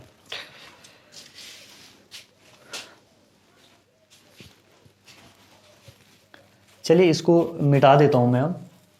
और अब हम बात करने वाले हैं यहाँ पर 10 की घातों के बारे में। किसके बारे में, 10 की घातों के बारे में हम यहाँ पर बात करने वाले हैं, ठीक है। बहुत इंपॉर्टेंट चैप्टर है ये, और अपने दोस्तों तक, ठीक है। देखिए हम क्या करते हैं ना, गहने वाने होंगे, ठीक है, फटक फटक अपने स्टेटस में लगा लेंगे, लेकिन जो नॉलेज की चीज़ें हैं उन्हें भी आप लोग अपने स्टेटस में लगाया करिए। देखिए होता क्या है ना कि जो हमारे 4 यार रहते हैं, आप पे डिपेंड करता है कि आप उन्हें सही डायरेक्शन में ले जाना चाहते हैं कि गलत डायरेक्शन में ले जाना चाहते हैं। हमेशा अगर आप मैं हमेशा उन चीज़ों की बात मैं हमेशा ये बोलता हूँ ना कि आप लोग उन लोगों के साथ मत रहिए जो लोग गलत डायरेक्शन में हैं, जो लोग अच्छे मार्ग पे नहीं हैं, ठीक है, जो जो जिन लोगों के अंदर पॉजिटिव थिंकिंग नहीं है। लेकिन मैं आप लोगों को एक बात बोल रहा हूँ यार आज, ठीक है, कि आप लोग क्या कर सकते हैं, उन लोगों को भी चेंज कर सकते हो। ठीक है, कैसे चेंज कर सकते हो? अगर आप लोग खुद चेंज हो जाएं, ठीक है, खुद चेंज हो जाएंगे तो आप लोग उन लोगों को ईजिली चेंज कर सकते हो। आप अपने स्टेटस में अच्छी अच्छी चीज़ें लगाएं, नॉलेज की चीज़ें लगाएं, अच्छे से स्टेटस लगाएं, तो आप लोगों को होता है यार कि 15 दिन में आदमी लगा लेता है, कभी प्यार भरे ये सो गम भरे लगा लेता है। लेकिन अगर आप डेली वही लगाओगे ना, तो जो उन लोग उन चीज़ों को देख रहे होंगे, ठीक है, आपसे जो इंस्पायर्ड होंगे लोग, तो वो चीज़ उन लोगों के दिमाग में भी वो चीज़ रहती है। होता क्या है कि आदमी आदमी नहीं जानता, आदमी के जो रोल मॉडल होते हैं ना वो टाइम के अनुसार बदलते रहते हैं। हो सकता है कि आप भी अभी किसी के रोल मॉडल हो, अपने छोटे भाई बहनों के या फिर अपने कजिन्स के, आप या फिर कहीं जो भी आपके रिलेटिव्स हैं। तो होता है क्या है कि वो आप लोगों को देख रहे होते हैं, तो वो आपका लाइफ स्टाइल कॉपी कर रहे होते हैं। सपोज दैट मैंने ये शर्ट पहना है, तो ये अगर मेरे पे अच्छा लग रहा है तो 2-4 लोग इसको देखेंगे, हाँ कहाँ से लाया, क्या किया, ठीक है, जानने की कोशिश करेंगे। तो वैसे ही अगर आप में सुधार होते, ठीक है, आप में इम्प्रूवमेंट आता है, आपकी नॉलेज में इंक्रीमेंट होता है, तो वो लोग आपसे ज़रूर पूछेंगे कि आपने ऐसा क्या किया कि आप में इतने कम टाइम में इतना चेंज आ गया। क्लियर है? तो आप लोग उन्हें बता सकते हो, ठीक है, आपकी वजह से वो परिवर्तित हो सकते हैं। ठीक है, और अच्छे दोस्त का काम ये नहीं है कि आप लोग उन्हें सिर्फ यारी दोस्ती इधर उधर ले जाने तक सिर्फ सीमित है। अच्छी दोस्ती का मतलब ये है कि जिस लक्ष्य तक आप जा रहे हो, जिस पोस्ट तक आप पहुंचने वाले हो, आप जो आपके साथी हैं उन लोगों तक को भी वहां तक ले जाने का काम करें। क्लियर है? तो अब आगे हम बढ़ते हैं और बात करते हैं 10 की घातों के बारे में। पावर्स 10 की घातें। ठीक है, अब जो ये 10 की घातें हैं, पावर ऑफ टेंस, ठीक है, अंग्रेजी में बोले हम तो पावर ऑफ टेंस। तो ये जो 10 की घातें हैं ये 2 प्रकार की होती हैं। एक होती है ऋणात्मक घातें और एक होती है धनात्मक घातें। ठीक है, 2 प्रकार की होती है, एक ऋणात्मक घातें और दूसरा धनात्मक घातें। अब आप लोग सबसे पहले लिखेंगे धनात्मक घातें, और धनात्मक घातें के लिए आप लोग एक ट्रिक बता रहा हूं यहां पर, वो लिखेंगे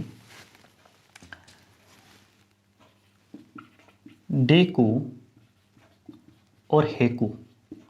2 भाई हैं, डेकू और हेकू, कि मैगी टेस्टी है। डेकू और हेकू की मैगी टेस्टी है पर एक्सीलेंट नहीं। अब देखो, इमेजिन करना अपने माइंड में, ठीक है, डेकू और हैकू 2 भाई है। डेकू और हैकू क्या है? 2 भाई है। उनकी मम्मी मायके चली जाती है और वो क्या बनाते हैं? मैगी बनाते हैं। क्या बनाते हैं? मैगी बनाते हैं। अब जब तक वो मैगी खा रहे होते हैं तो उनके घर पे उनका पड़ोसी आ जाता है। कौन आता है?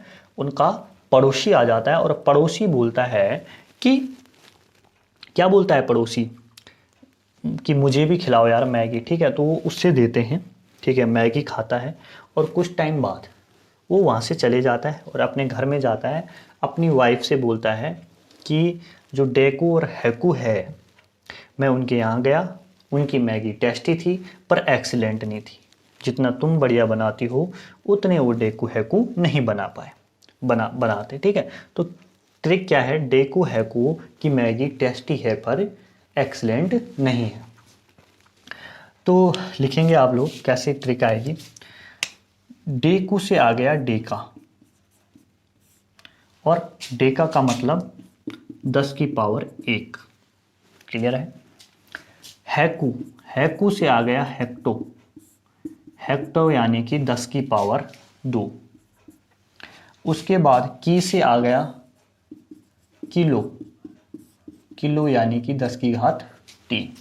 क्लियर है। डेका का मतलब 10 की घात 1, हेक्टो का मतलब 10 की घात 2, किलो का मतलब 10 की घात 3।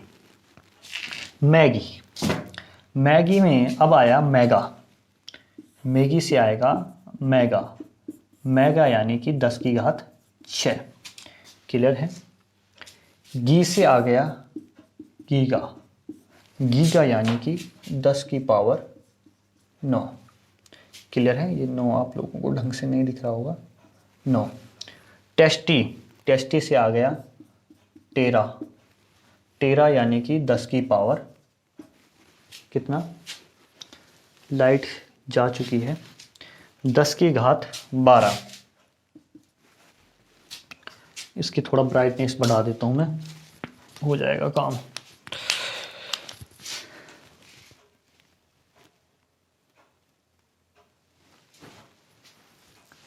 चलिए देखते रहिए, इतना तो हो रहा होगा कि दिख रहा होगा आप लोगों को। टेस्टी का हो गया टेरा। ठीक है। अब देखिए अब आ रहा है एक्सीलेंट, पर एक्सीलेंट नहीं, अब इससे क्या क्या बनेगा, पर से बन जाएगा पैटा। क्या बन जाएगा, पर से बन जाएगा पैटा, पर से क्या बन गया पैटा, और पैटा होता है 10 की घात 15। ठीक है। और एक्सा, एक्सीलेंट नहीं, एक्सीलेंट से बन गया एक्सा, और एक्सा होता है 10 की घात 18। ठीक है। 10 की घात 18 क्या होता है, एक्सा होता है। तो ये ट्रिक आप लोगों को काफ़ी हेल्प करेगी जब आप लोग इसको पढ़ रहे होंगे। और उसके अलावा 2 और लिख लीजिए, 10 की घात 21 इसको बोलते हैं जेटा, और जहाँ पर 10 की घात 24 दिखे उसे बोलते हैं योटा। इन दोनों को भी आप लोग ध्यान रख लेना। क्लियर है। अब हम बात करते हैं 10 की ऋणात्मक घातों के बारे में। किसके बारे में, 10 की, अब लिखेंगे आप लोग 10 की ऋणात्मक घातें, तो सीधा लिख लीजिए ऋणात्मक घातें। तो ऋणात्मक घातें में क्या क्या आएगा, ट्रिक आएगी इसकी। सबसे पहले ट्रिक क्या आएगी, डीसी और सेंटी की मिन्नत पर, डीसी और सेंटी की मिन्नत पर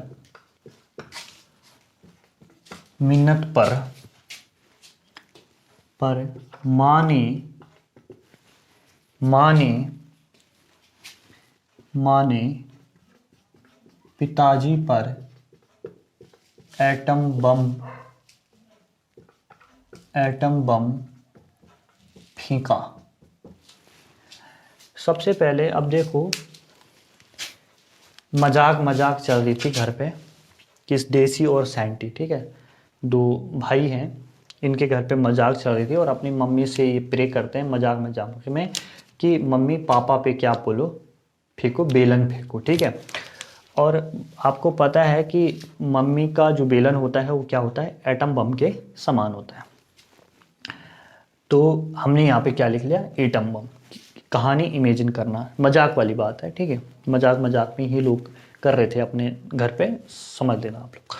तो डेसी और सैंटी की मिन्नत पर माँ ने पिताजी पर बम फेंका। हो गया। अब डेसी से बना आपका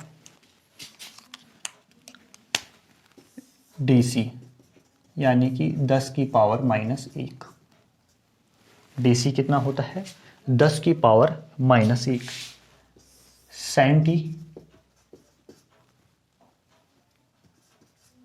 सैंटी होता है 10 की घात -2। उसके बाद आया मिन्नत, आया मिन्नत से बना मिली होता है 10 की घात -3।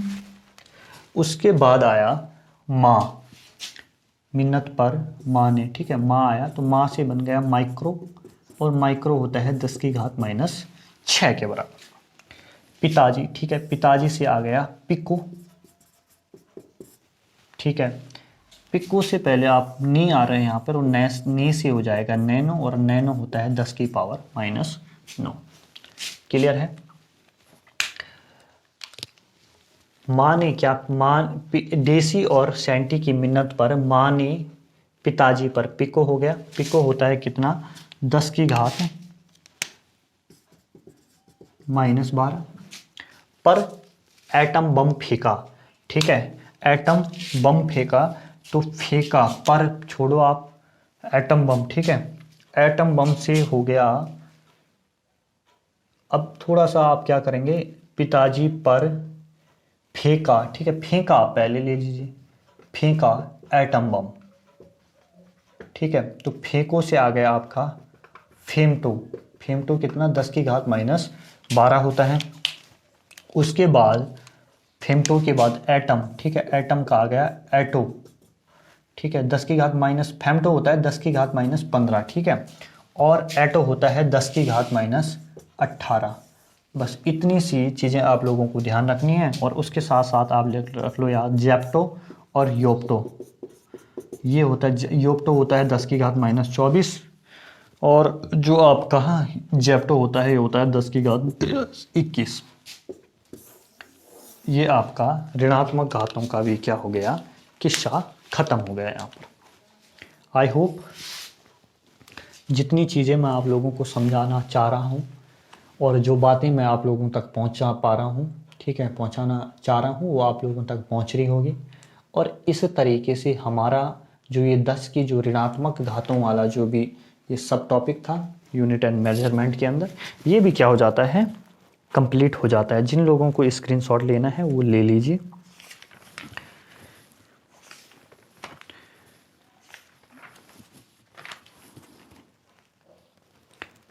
अब हम इसको क्या करते हैं, मिटा लेते हैं, और इसके बाद मैं आप लोगों को बीमाएँ निकालना यहाँ पर सिखाऊंगा, ठीक है। और एक छोटा सा एग्जांपल मैं आप लोगों को कि नैनोमीटर को किलोमीटर में कैसे बदला जाता है, ठीक है, इनको किस तरीके से यहाँ पर बदला जाता है वो हम लोग यहाँ पर सीखने वाले हैं। तो इसको मैं मिटा लेता हूँ पूरी तरीके से।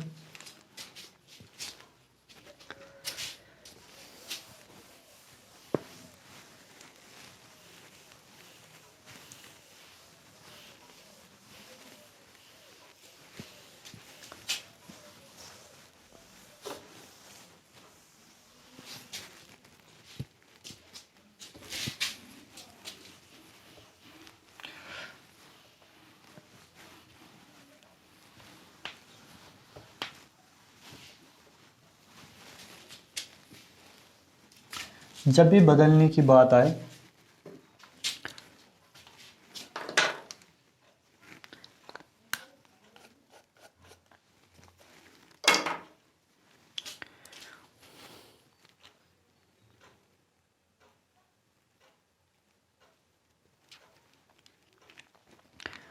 देखो यार मेहनत तो लगती है, मुझे भी लगती है, क्योंकि आपको मैंने पहले भी बताया कि जो मेरे नोट्स थे, ठीक है, वो मेरे किसी दोस्त के पास रह गए थे, जिससे 2 साल पहले मैंने वो बनाए थे, जब ये साइंस का 1 दरोगा का आपको पता होगा कि एग्ज़ाम का नोटिफिकेशन ही आया था उस टाइम पे।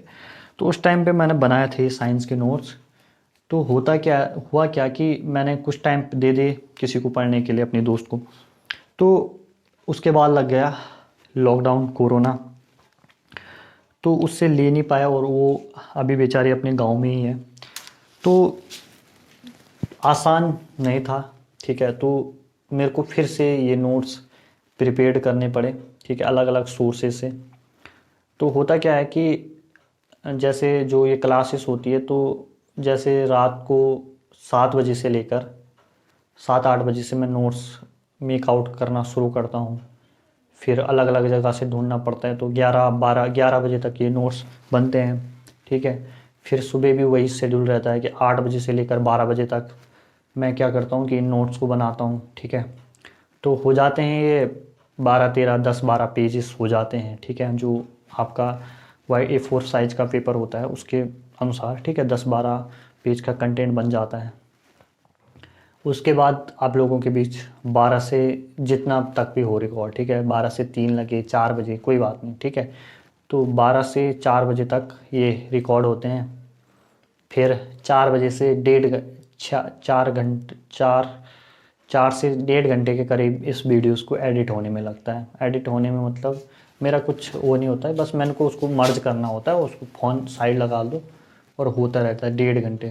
तो लगभग 7 या 8 बजे तक, 7 बजे तक आप लोगों के बीच ये वीडियोस अपलोड हो जाते हैं यूट्यूब के ऊपर, ठीक है, जो हमारा चैनल है जनकवि स्टडी हब। तो इतना ये सारी चीज़ें रहती हैं, ठीक है। अब थकान तो लगती है, लेकिन क्या करें, करना तो है, ठीक है।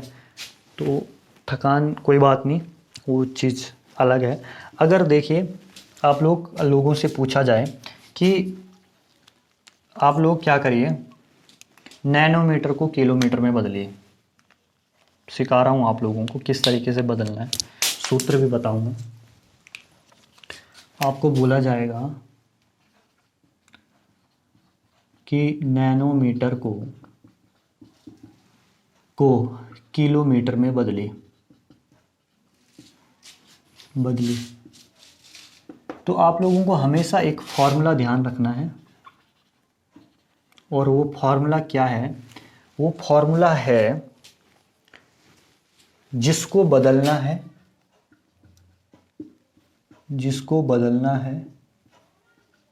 अपॉन जिसमें बदलना है। जिसको बदलना है अपॉन जिसमें बदलना है। तो बदलना जिसको पकड़ो यहाँ पे, ठीक है, जिसमें, तो यहाँ पे किलोमीटर में, ठीक है, यहाँ पे किलोमीटर में, तो ये आ रहा है जिसमें बदलना है। जिसको बदलना है नैनोमीटर को बदले, ठीक है। तो जिसको बदलना है, बदलना किसको है? आपको पता है कि नैनोमीटर क्या होता है, 10⁻⁹ होता है, और किलोमीटर कितना होता है? किलोमीटर 10⁻³ होता है। तो आप लोग क्या करेंगे, 10⁻⁹ इंटू 10⁻³ कैसे करेंगे? अब देखो सेम है, घातें जुड़ती है गुणा में, 10⁻⁹ प्लस 10⁻³ यानी कि माइनस प्लस का माइनस, 10⁻⁹ में से 3 गया तो कितना, 10⁻⁻⁶, यानी कि क्या होगा, ठीक है। 1 नैनोमीटर में कितने किलोमीटर होते हैं? 1 नैनोमीटर बराबर 10⁻⁻⁶ किलोमीटर। मिल गई आपको चीज़ें, इसी तरीके से आपको करनी। क्लियर है? अगर आपसे बोले कोई कि 1 गीगावाट को किस में बदलिए? 1 गीगावाट में, ठीक है, 1 गीगावाट में कितने किलोमीटर होते हैं? ठीक है, 1 गीगावाट में कितने मेगावाट होते हैं? कितने मेगावाट होते हैं? ठीक है। तो यानी कि सिंपल सी बात है, इसमें बदलना है, ठीक है, गीगावाट में बदलना है किसको? मेगावाट को। तो आप क्या करेंगे, जो गीगावाट है उसमें होते हैं कितना? 10⁻9 होते हैं, ठीक है, गीगावाट की बात कर रहे हैं, 10⁻9 होते हैं, और 10⁻6 होते हैं क्या? किसमें? मेगावाट में।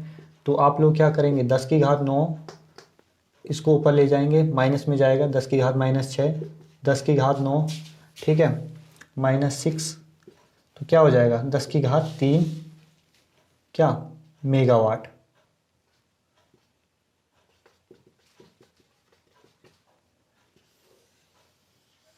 तो क्या हो जाएगा कि 1 गीगावाट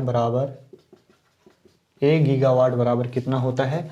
10⁻³ मेगावाट होता है। आई होप आप लोगों को इतनी चीज़ें समझ में आ गई होगी। चलिए इसको अब हम लोग मिटा देते हैं, और अगला जो हम टॉपिक पढ़ने वाले हैं वो है दोस्तों क्या? वो है बीमीय सूत्र, ठीक है। किस हिसाब से बीमीय सूत्र क्या होते हैं, कैसे होते हैं, इन सब। चलिए दोस्तों, अब जो हम पढ़ने वाले हैं वो है बीमीय सूत्र। तो हेडिंग डाल दीजिए आप लोग, बीमीय सूत्र। अंग्रेजी माध्यम वाले लिखेंगे डायमेंशन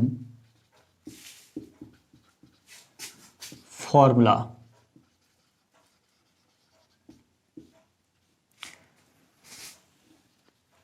तो देखना आप लोग कि अगर आपसे पूछा जाता है कि बीमीय सूत्र क्या होता है, तो आपको सिंपल इतना बताना है कि किसी भौतिक राशि को मूल राशियों के संकेतों में संकेतों में या संकेतों की घातों में लिखना क्या कहलाता है? बीमीय सूत्र कहलाता है। तो डेफिनेशन लिख लीजिए आप लोग। किसी भौतिक राशि को मूल राशियों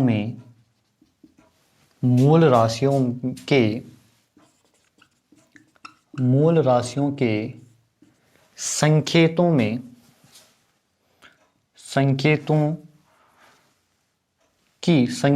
की घातों में लिखना बीमीय सूत्र कहलाता है। यानी कि किसी भौतिक राशि को जब क्या किया जाता है, मूल राशियों के संकेतों की घातों में लिखा जाता है, तो इस प्रकार के चीज़ों को क्या बोला जाता है? जो इस प्रकार के सूत्र बनकर आते हैं उन्हें बोला जाता है बीमीय सूत्र। तो आप लोग लिखेंगे जैसे लंबाई के लिए यानी कि लेंथ के लिए जिस साइन का प्रयोग हम करते हैं वो क्या है? वो है एल। आपका द्रव्यमान को हम लिखते हैं मास के लिए हम करेंगे एम। टाइम यानी कि समय के लिए लिखते हैं हम टाइम, इसका टी लेते हैं, इस संकेत से हमें प्रदर्शित करते हैं और ब्रैकेट में भी रखते हैं। ठीक है, ब्रैकेट में जरूर रखा जाता है डायमेंशनल फॉर्मूला को। ताप यानी कि टेम्परेचर और इसे डिनोट करते हैं हम थीटा से। बस इतनी सी बातें आप लोगों को ध्यान रखनी है किसमें? बीमा से संबंधित। अब देखिए कुछ एग्जाम्पल, कुछ बीमाएं मैं आप लोगों को बता रहा हूं भौतिक राशियों की। आपसे पूछेगा कि जो लंबाई होती है, लंबाई की बीमा क्या होती है? तो लंबाई की बीमा यानी लेंथ की बीमा क्या होगी? एल ही होगी और ये होगी। लेकिन अगर हम इसे ज़्यादा शुद्धतम रूप में लिखना है तो m की पावर 0, l की पावर 1 और t की पावर कितनी? 0। इस तरीके से भी हम क्या लिख सकते हैं? लंबाई को लिख सकते हैं। अब देखो बहुत ही इंपॉर्टेंट कॉन्सेप्ट बता रहा हूँ। ये m0 आप लोगों को दिख रहा है ना, m0 का मतलब क्या है? m0 का मतलब अगर देखा जाए तो ये 1 है। कितना है? 1 है। अब कैसे है? जिसकी घात ऐसी है, ठीक है, ऐसी चीजें m है। m हमने ऊपर भी लिखा, नीचे भी लिखा, ठीक है। ये किसके बराबर? इसको काटोगे आप तो किसके बराबर दिखेगा? 1 के बराबर दिखेगा, ठीक है। अब ध्यान देना, जिसकी घात कुछ नहीं होती है उसकी घात कितनी होती है? 1 होती है। बराबर आप 1 रहने दो। अब देखो m की पावर 1, ये भी ऊपर जाएगा तो किस में जाएगा? गुणा में जाएगा, बराबर 1। ध्यान से समझना, मैं उन लोगों को भी समझाना चाह रहा हूँ जो लोगों ने आर्ट साइड से पढ़ा है और साइंस को समझना और पढ़ना चाहते हैं। तो m की पावर कितना? 1, ठीक है। ये सेम है। तो गुणा में क्या होती है? जब ये घात माफ करना, ये घात ऊपर जाएगी तो किस में जाएगी? माइनस में गई। तो गुणा में हमेशा घातें जुड़ती है। -1 प्लस -1 बराबर 1, यानी कि m1 - 1 बराबर 1, यानी कि 1 में से 1 गया कितना? 0। m0 बराबर 1। आ गई ना वही चीज़ जो मैंने आप लोगों को पहले बताई थी, ठीक है। तो ये उन लोगों के लिए था जो कभी कंफ्यूज होते हैं कि ये m0 ये क्या है, तो इस तरीके से वो समझ सकते हैं, ठीक है। यानी कि उसका मान कितना है? 1 ही है। लेकिन अगर हमें ज़्यादा परफेक्टली ऑप्शन में दिया रहता है तो हम कंफ्यूज ना हो वहाँ पर, तो हमें पता रहे कि लंबाई की बीमा l भी होती है और a भी होती है। आगे आप लोग समझ चुके होंगे। अब लंबाई के बाद आती है, देखिए पूछेगा आपसे कि चाल है, चाल की बीमा क्या होगी? तो चाल बराबर आपको पता है दूरी बटे समय होता है, ठीक है। दूरी क्या है? दूरी है तो लंबाई ना, तो हम इसकी बीमा क्या लिख सकते हैं? l। समय की बीमा हम क्या लिख सकते हैं? t लिखते हैं। तो क्या होगा? lt, ये t ऊपर जाएगा, जिसकी घात कुछ नहीं उसकी 1 होती, ऊपर जाएगा तो कितनी? lt की पावर -1। ये निकल गई आपकी किसकी बीमा? चाल की। वैसे ही अगर आपसे पूछता है वेग की बीमा, तो वेग की बीमा क्या होती है? विस्थापन बटे समय होता है, विस्थापन बटे समय होता है, तो विस्थापन बटे समय होता है तो आप लोग क्या लिख सकते हो, L विस्थापन है तो दूरी, ठीक है एक प्रकार की लंबाई, L अपॉन T, इसको भी क्या लिख सकते हैं, LT की पावर -1, सेम, ठीक है। ये T ऊपर जाएगा, किस में जाएगा, माइनस में चले जाएगा। उसके बाद जैसे आपको निकालनी है त्वरण की बीमा, तो त्वरण क्या होता है, त्वरण क्या होता है, वेग बटे समय होता है, वेग बटे समय होता है। अब आपको यहाँ पर क्या है, वेग की बीमा पता चली है, LT की पावर -1 होती है साहब, और समय की बीमा T होती है। तो अब इस T को ऊपर ले जाओगे तो T के साथ ही तो इसका जो भी गुणा होगा, तो ये क्या हो जाएगा, LT की पावर -2। क्लियर है। उसी तरीके से आपसे पूछा जाता है बल का, बल की बीमा क्या होती है, फोर्स की बीमा क्या होती है। त्वरण आपको पता है एक्सीलरेशन बोलते हैं अंग्रेजी में, वेग को वेलोसिटी बोला जाता है, चाल को स्पीड बोला जाता है, लंबाई को लेंथ बोला जाता है, बल को फोर्स बोला जाता है। तो बल क्या होता है, तो बल क्या होता है, क्या होता है बल, द्रव्यमान गुणा त्वरण, यानी कि मास इंटू एक्सीलरेशन, द्रव्यमान गुणा त्वरण।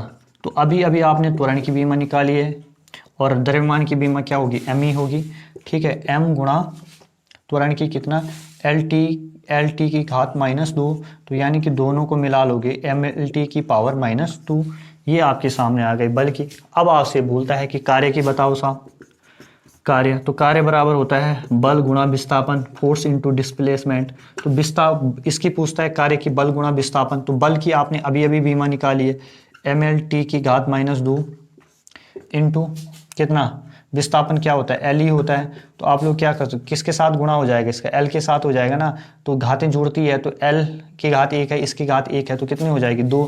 तो यानी कि ML² T की घात -2, ये आपके सामने किसकी बीमा आ गई, कार्य की बीमा आ गई, ठीक है। इसी तरीके से आपसे पूछा जाता है कि शक्ति की बीमा बताओ साहब, ठीक है। शक्ति की बीमा अगर आपसे पूछता है तो शक्ति बराबर क्या होता है, कार्य बटे समय होता है, ठीक है। तो कार्य की बीमा आपको पता लगी है कितनी होती है, ML² T की घात -2 होती है, और समय की आपको पता है T होती है। तो जब ये ऊपर जाएगा माइनस में जाएगा, ML² T की घात -3, ये किसकी बीमा आ गई, ये शक्ति की बीमा आ गई। खेल खत्म, ठीक है। बीमा का खेल ही खत्म हो चुका है। आई होप अगर आप लोगों ने अच्छे से चीज़ों को देखा होगा, नोट जब मैं आपको समझा रहा था, चीज़ों को समझ रहे होंगे आप लोग, तो आप लोगों को सारा का सारा समझ में आ गया होगा, ठीक है। तो चलिए, इतनी बात हो चुकी है, ठीक है।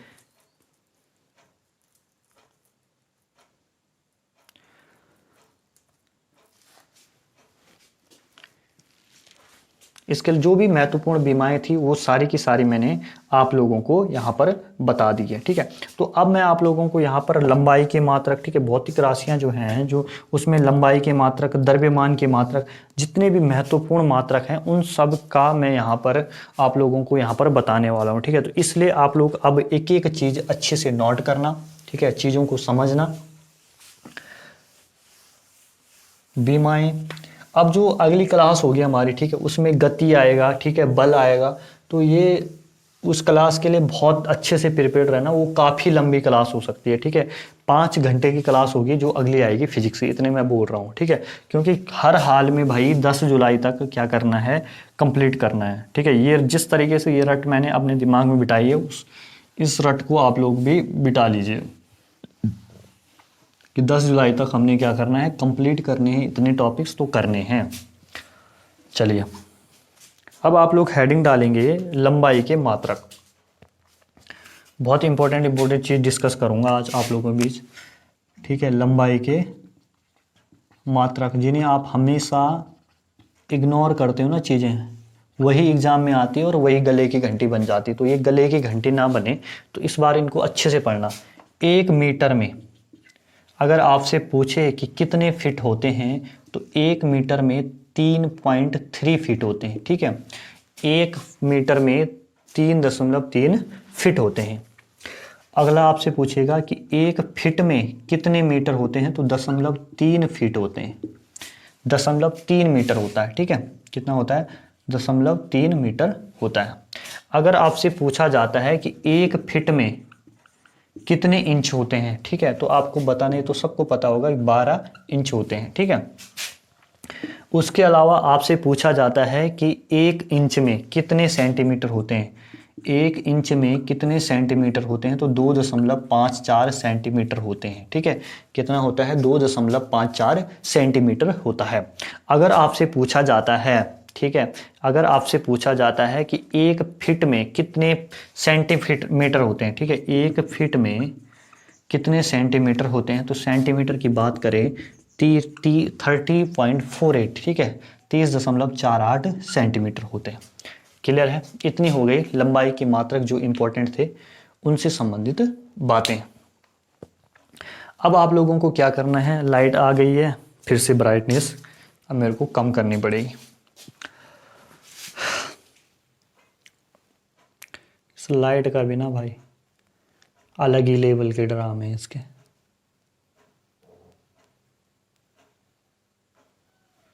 ठीक है, इतना इतना ठीक है।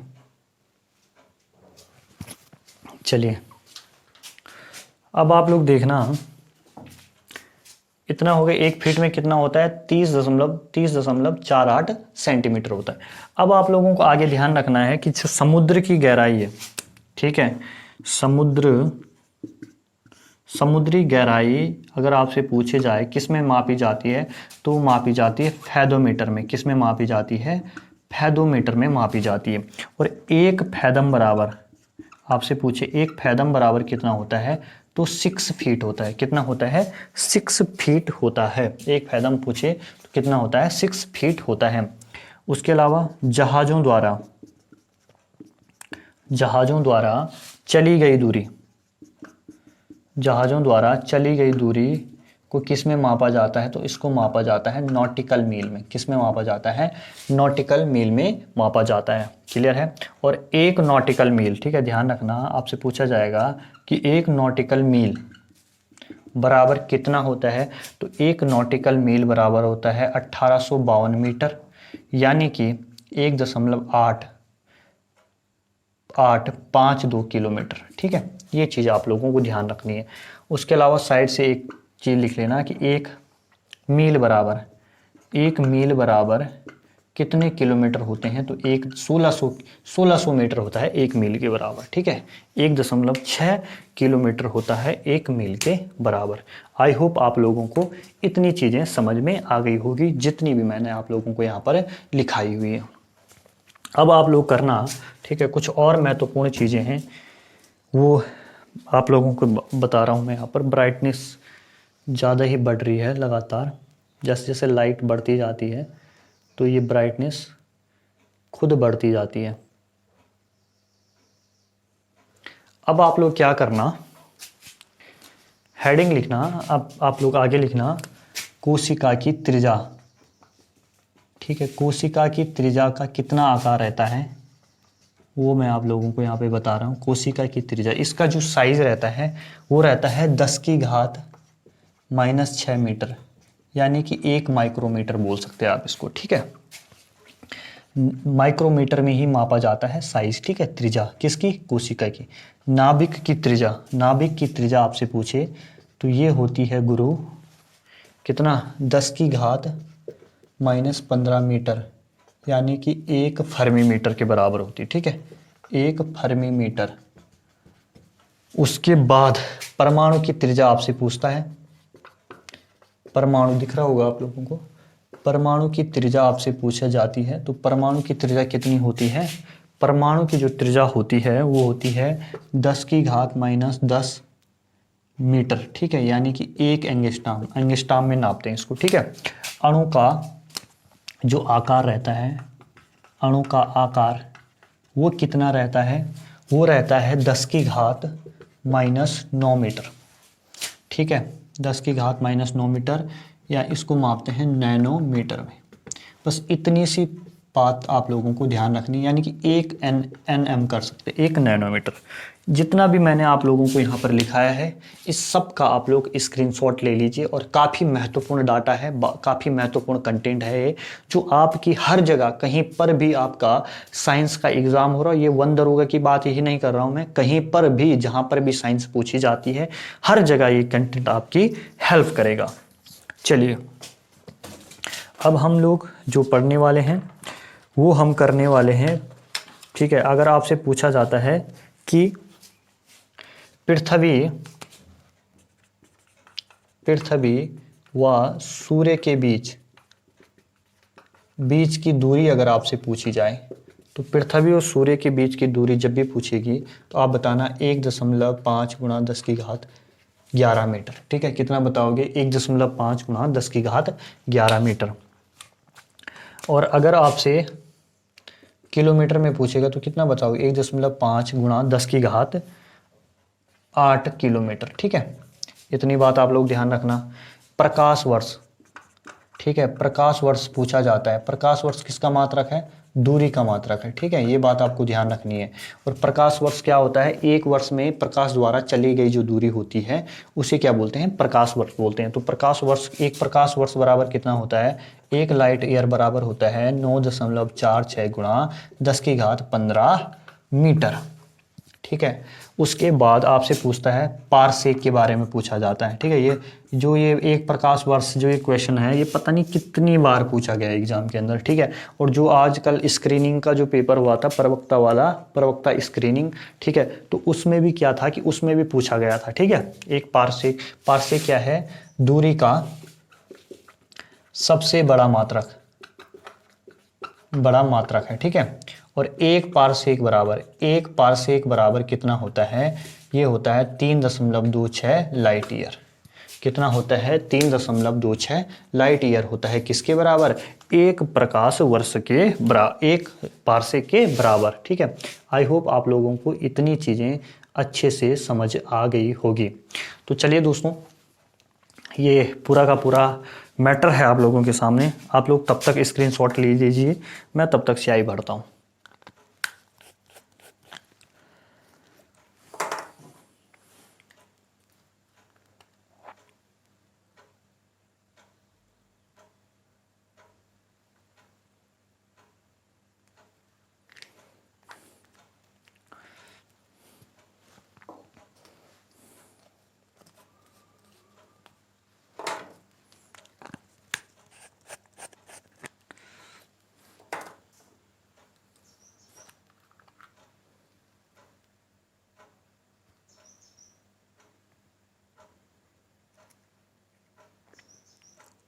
जहाँ पे आपको लगता है ना कि टाइम ज़्यादा हो रहा है, तो आप जो रिकॉर्डेड वीडियो है, तो आप इसे क्या कर सकते हो,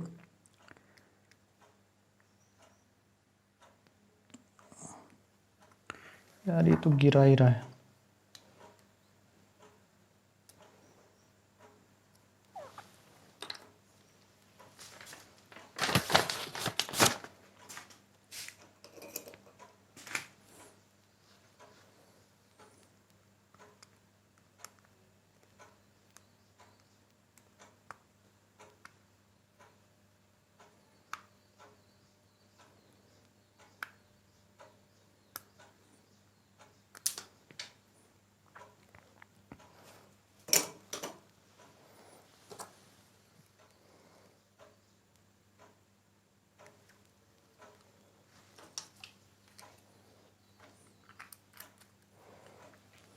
यहाँ से थोड़ा आप लोग जब देख रहे होंगे वीडियो तो आगे कर लेना। ठीक है,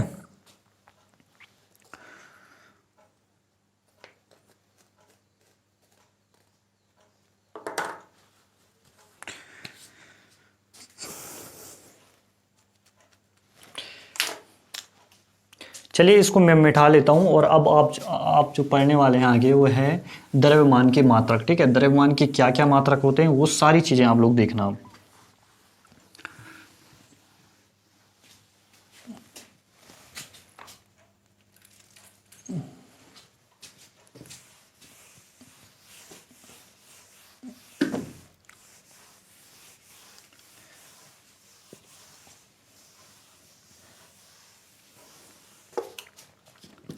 बस 10-12 मिनट का और कंटेंट बाकी है, जो नोट्स है, उसके बाद फिनिश हो जाएगा ये आज की क्लास।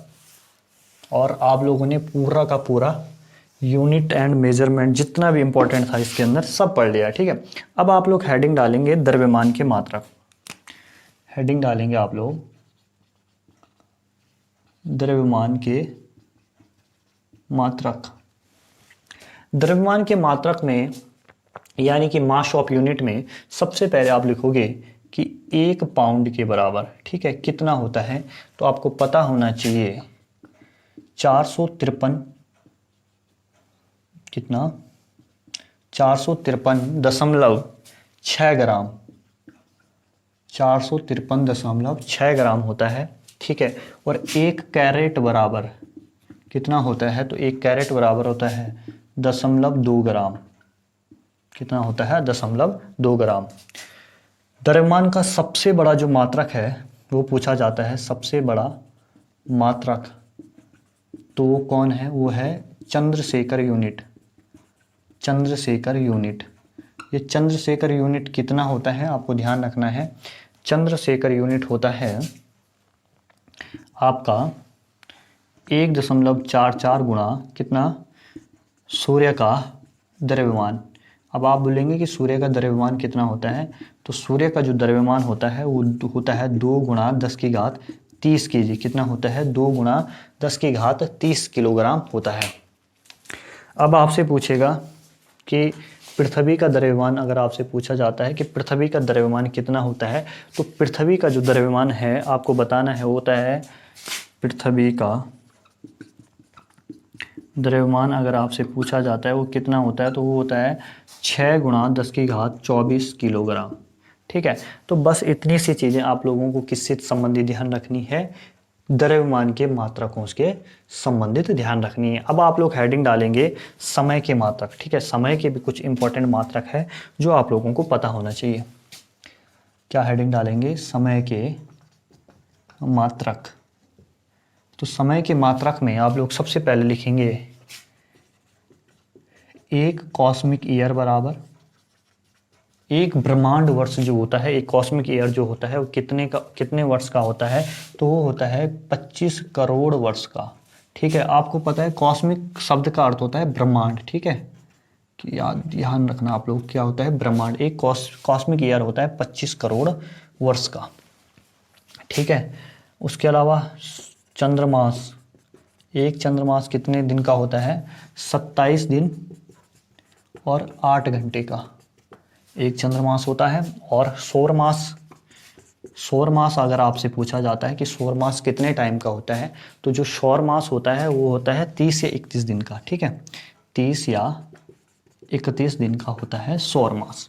उसके अलावा सबसे छोटा मात्रक, सबसे छोटा मात्रक जो है समय का वो है सेक, वो क्या है, सेक है।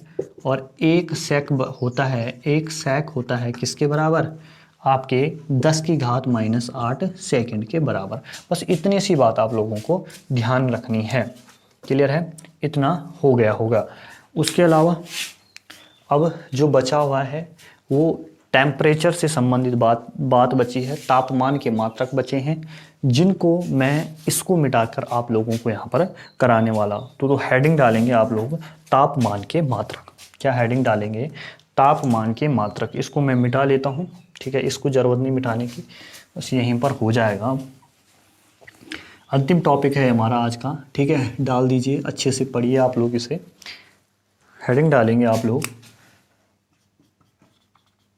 तापमान का मात्रक। क्या करेंगे,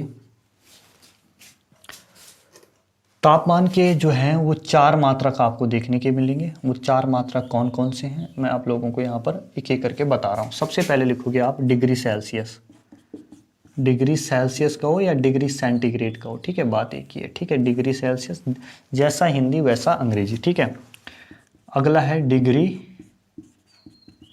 फ़ारेनहाइट और अगला है आपका डिग्री र्यूमर और अगला है आपका केल्विन, ठीक है। ये किसके मात्रक हैं, ये चारों के चारों मात्रक हैं आपके तापमान के। सबसे पहले इसमें भी, इसमें भी, इसमें सभी में आप लोगों ने एक बात ध्यान रखनी है, जो इसमें पैमाना होता है वो होता है 0 डिग्री सेल्सियस लेकर आपका कितना 100 डिग्री सेल्सियस तक, यानी कि कितने स्टेप हैं, 100 स्टेप।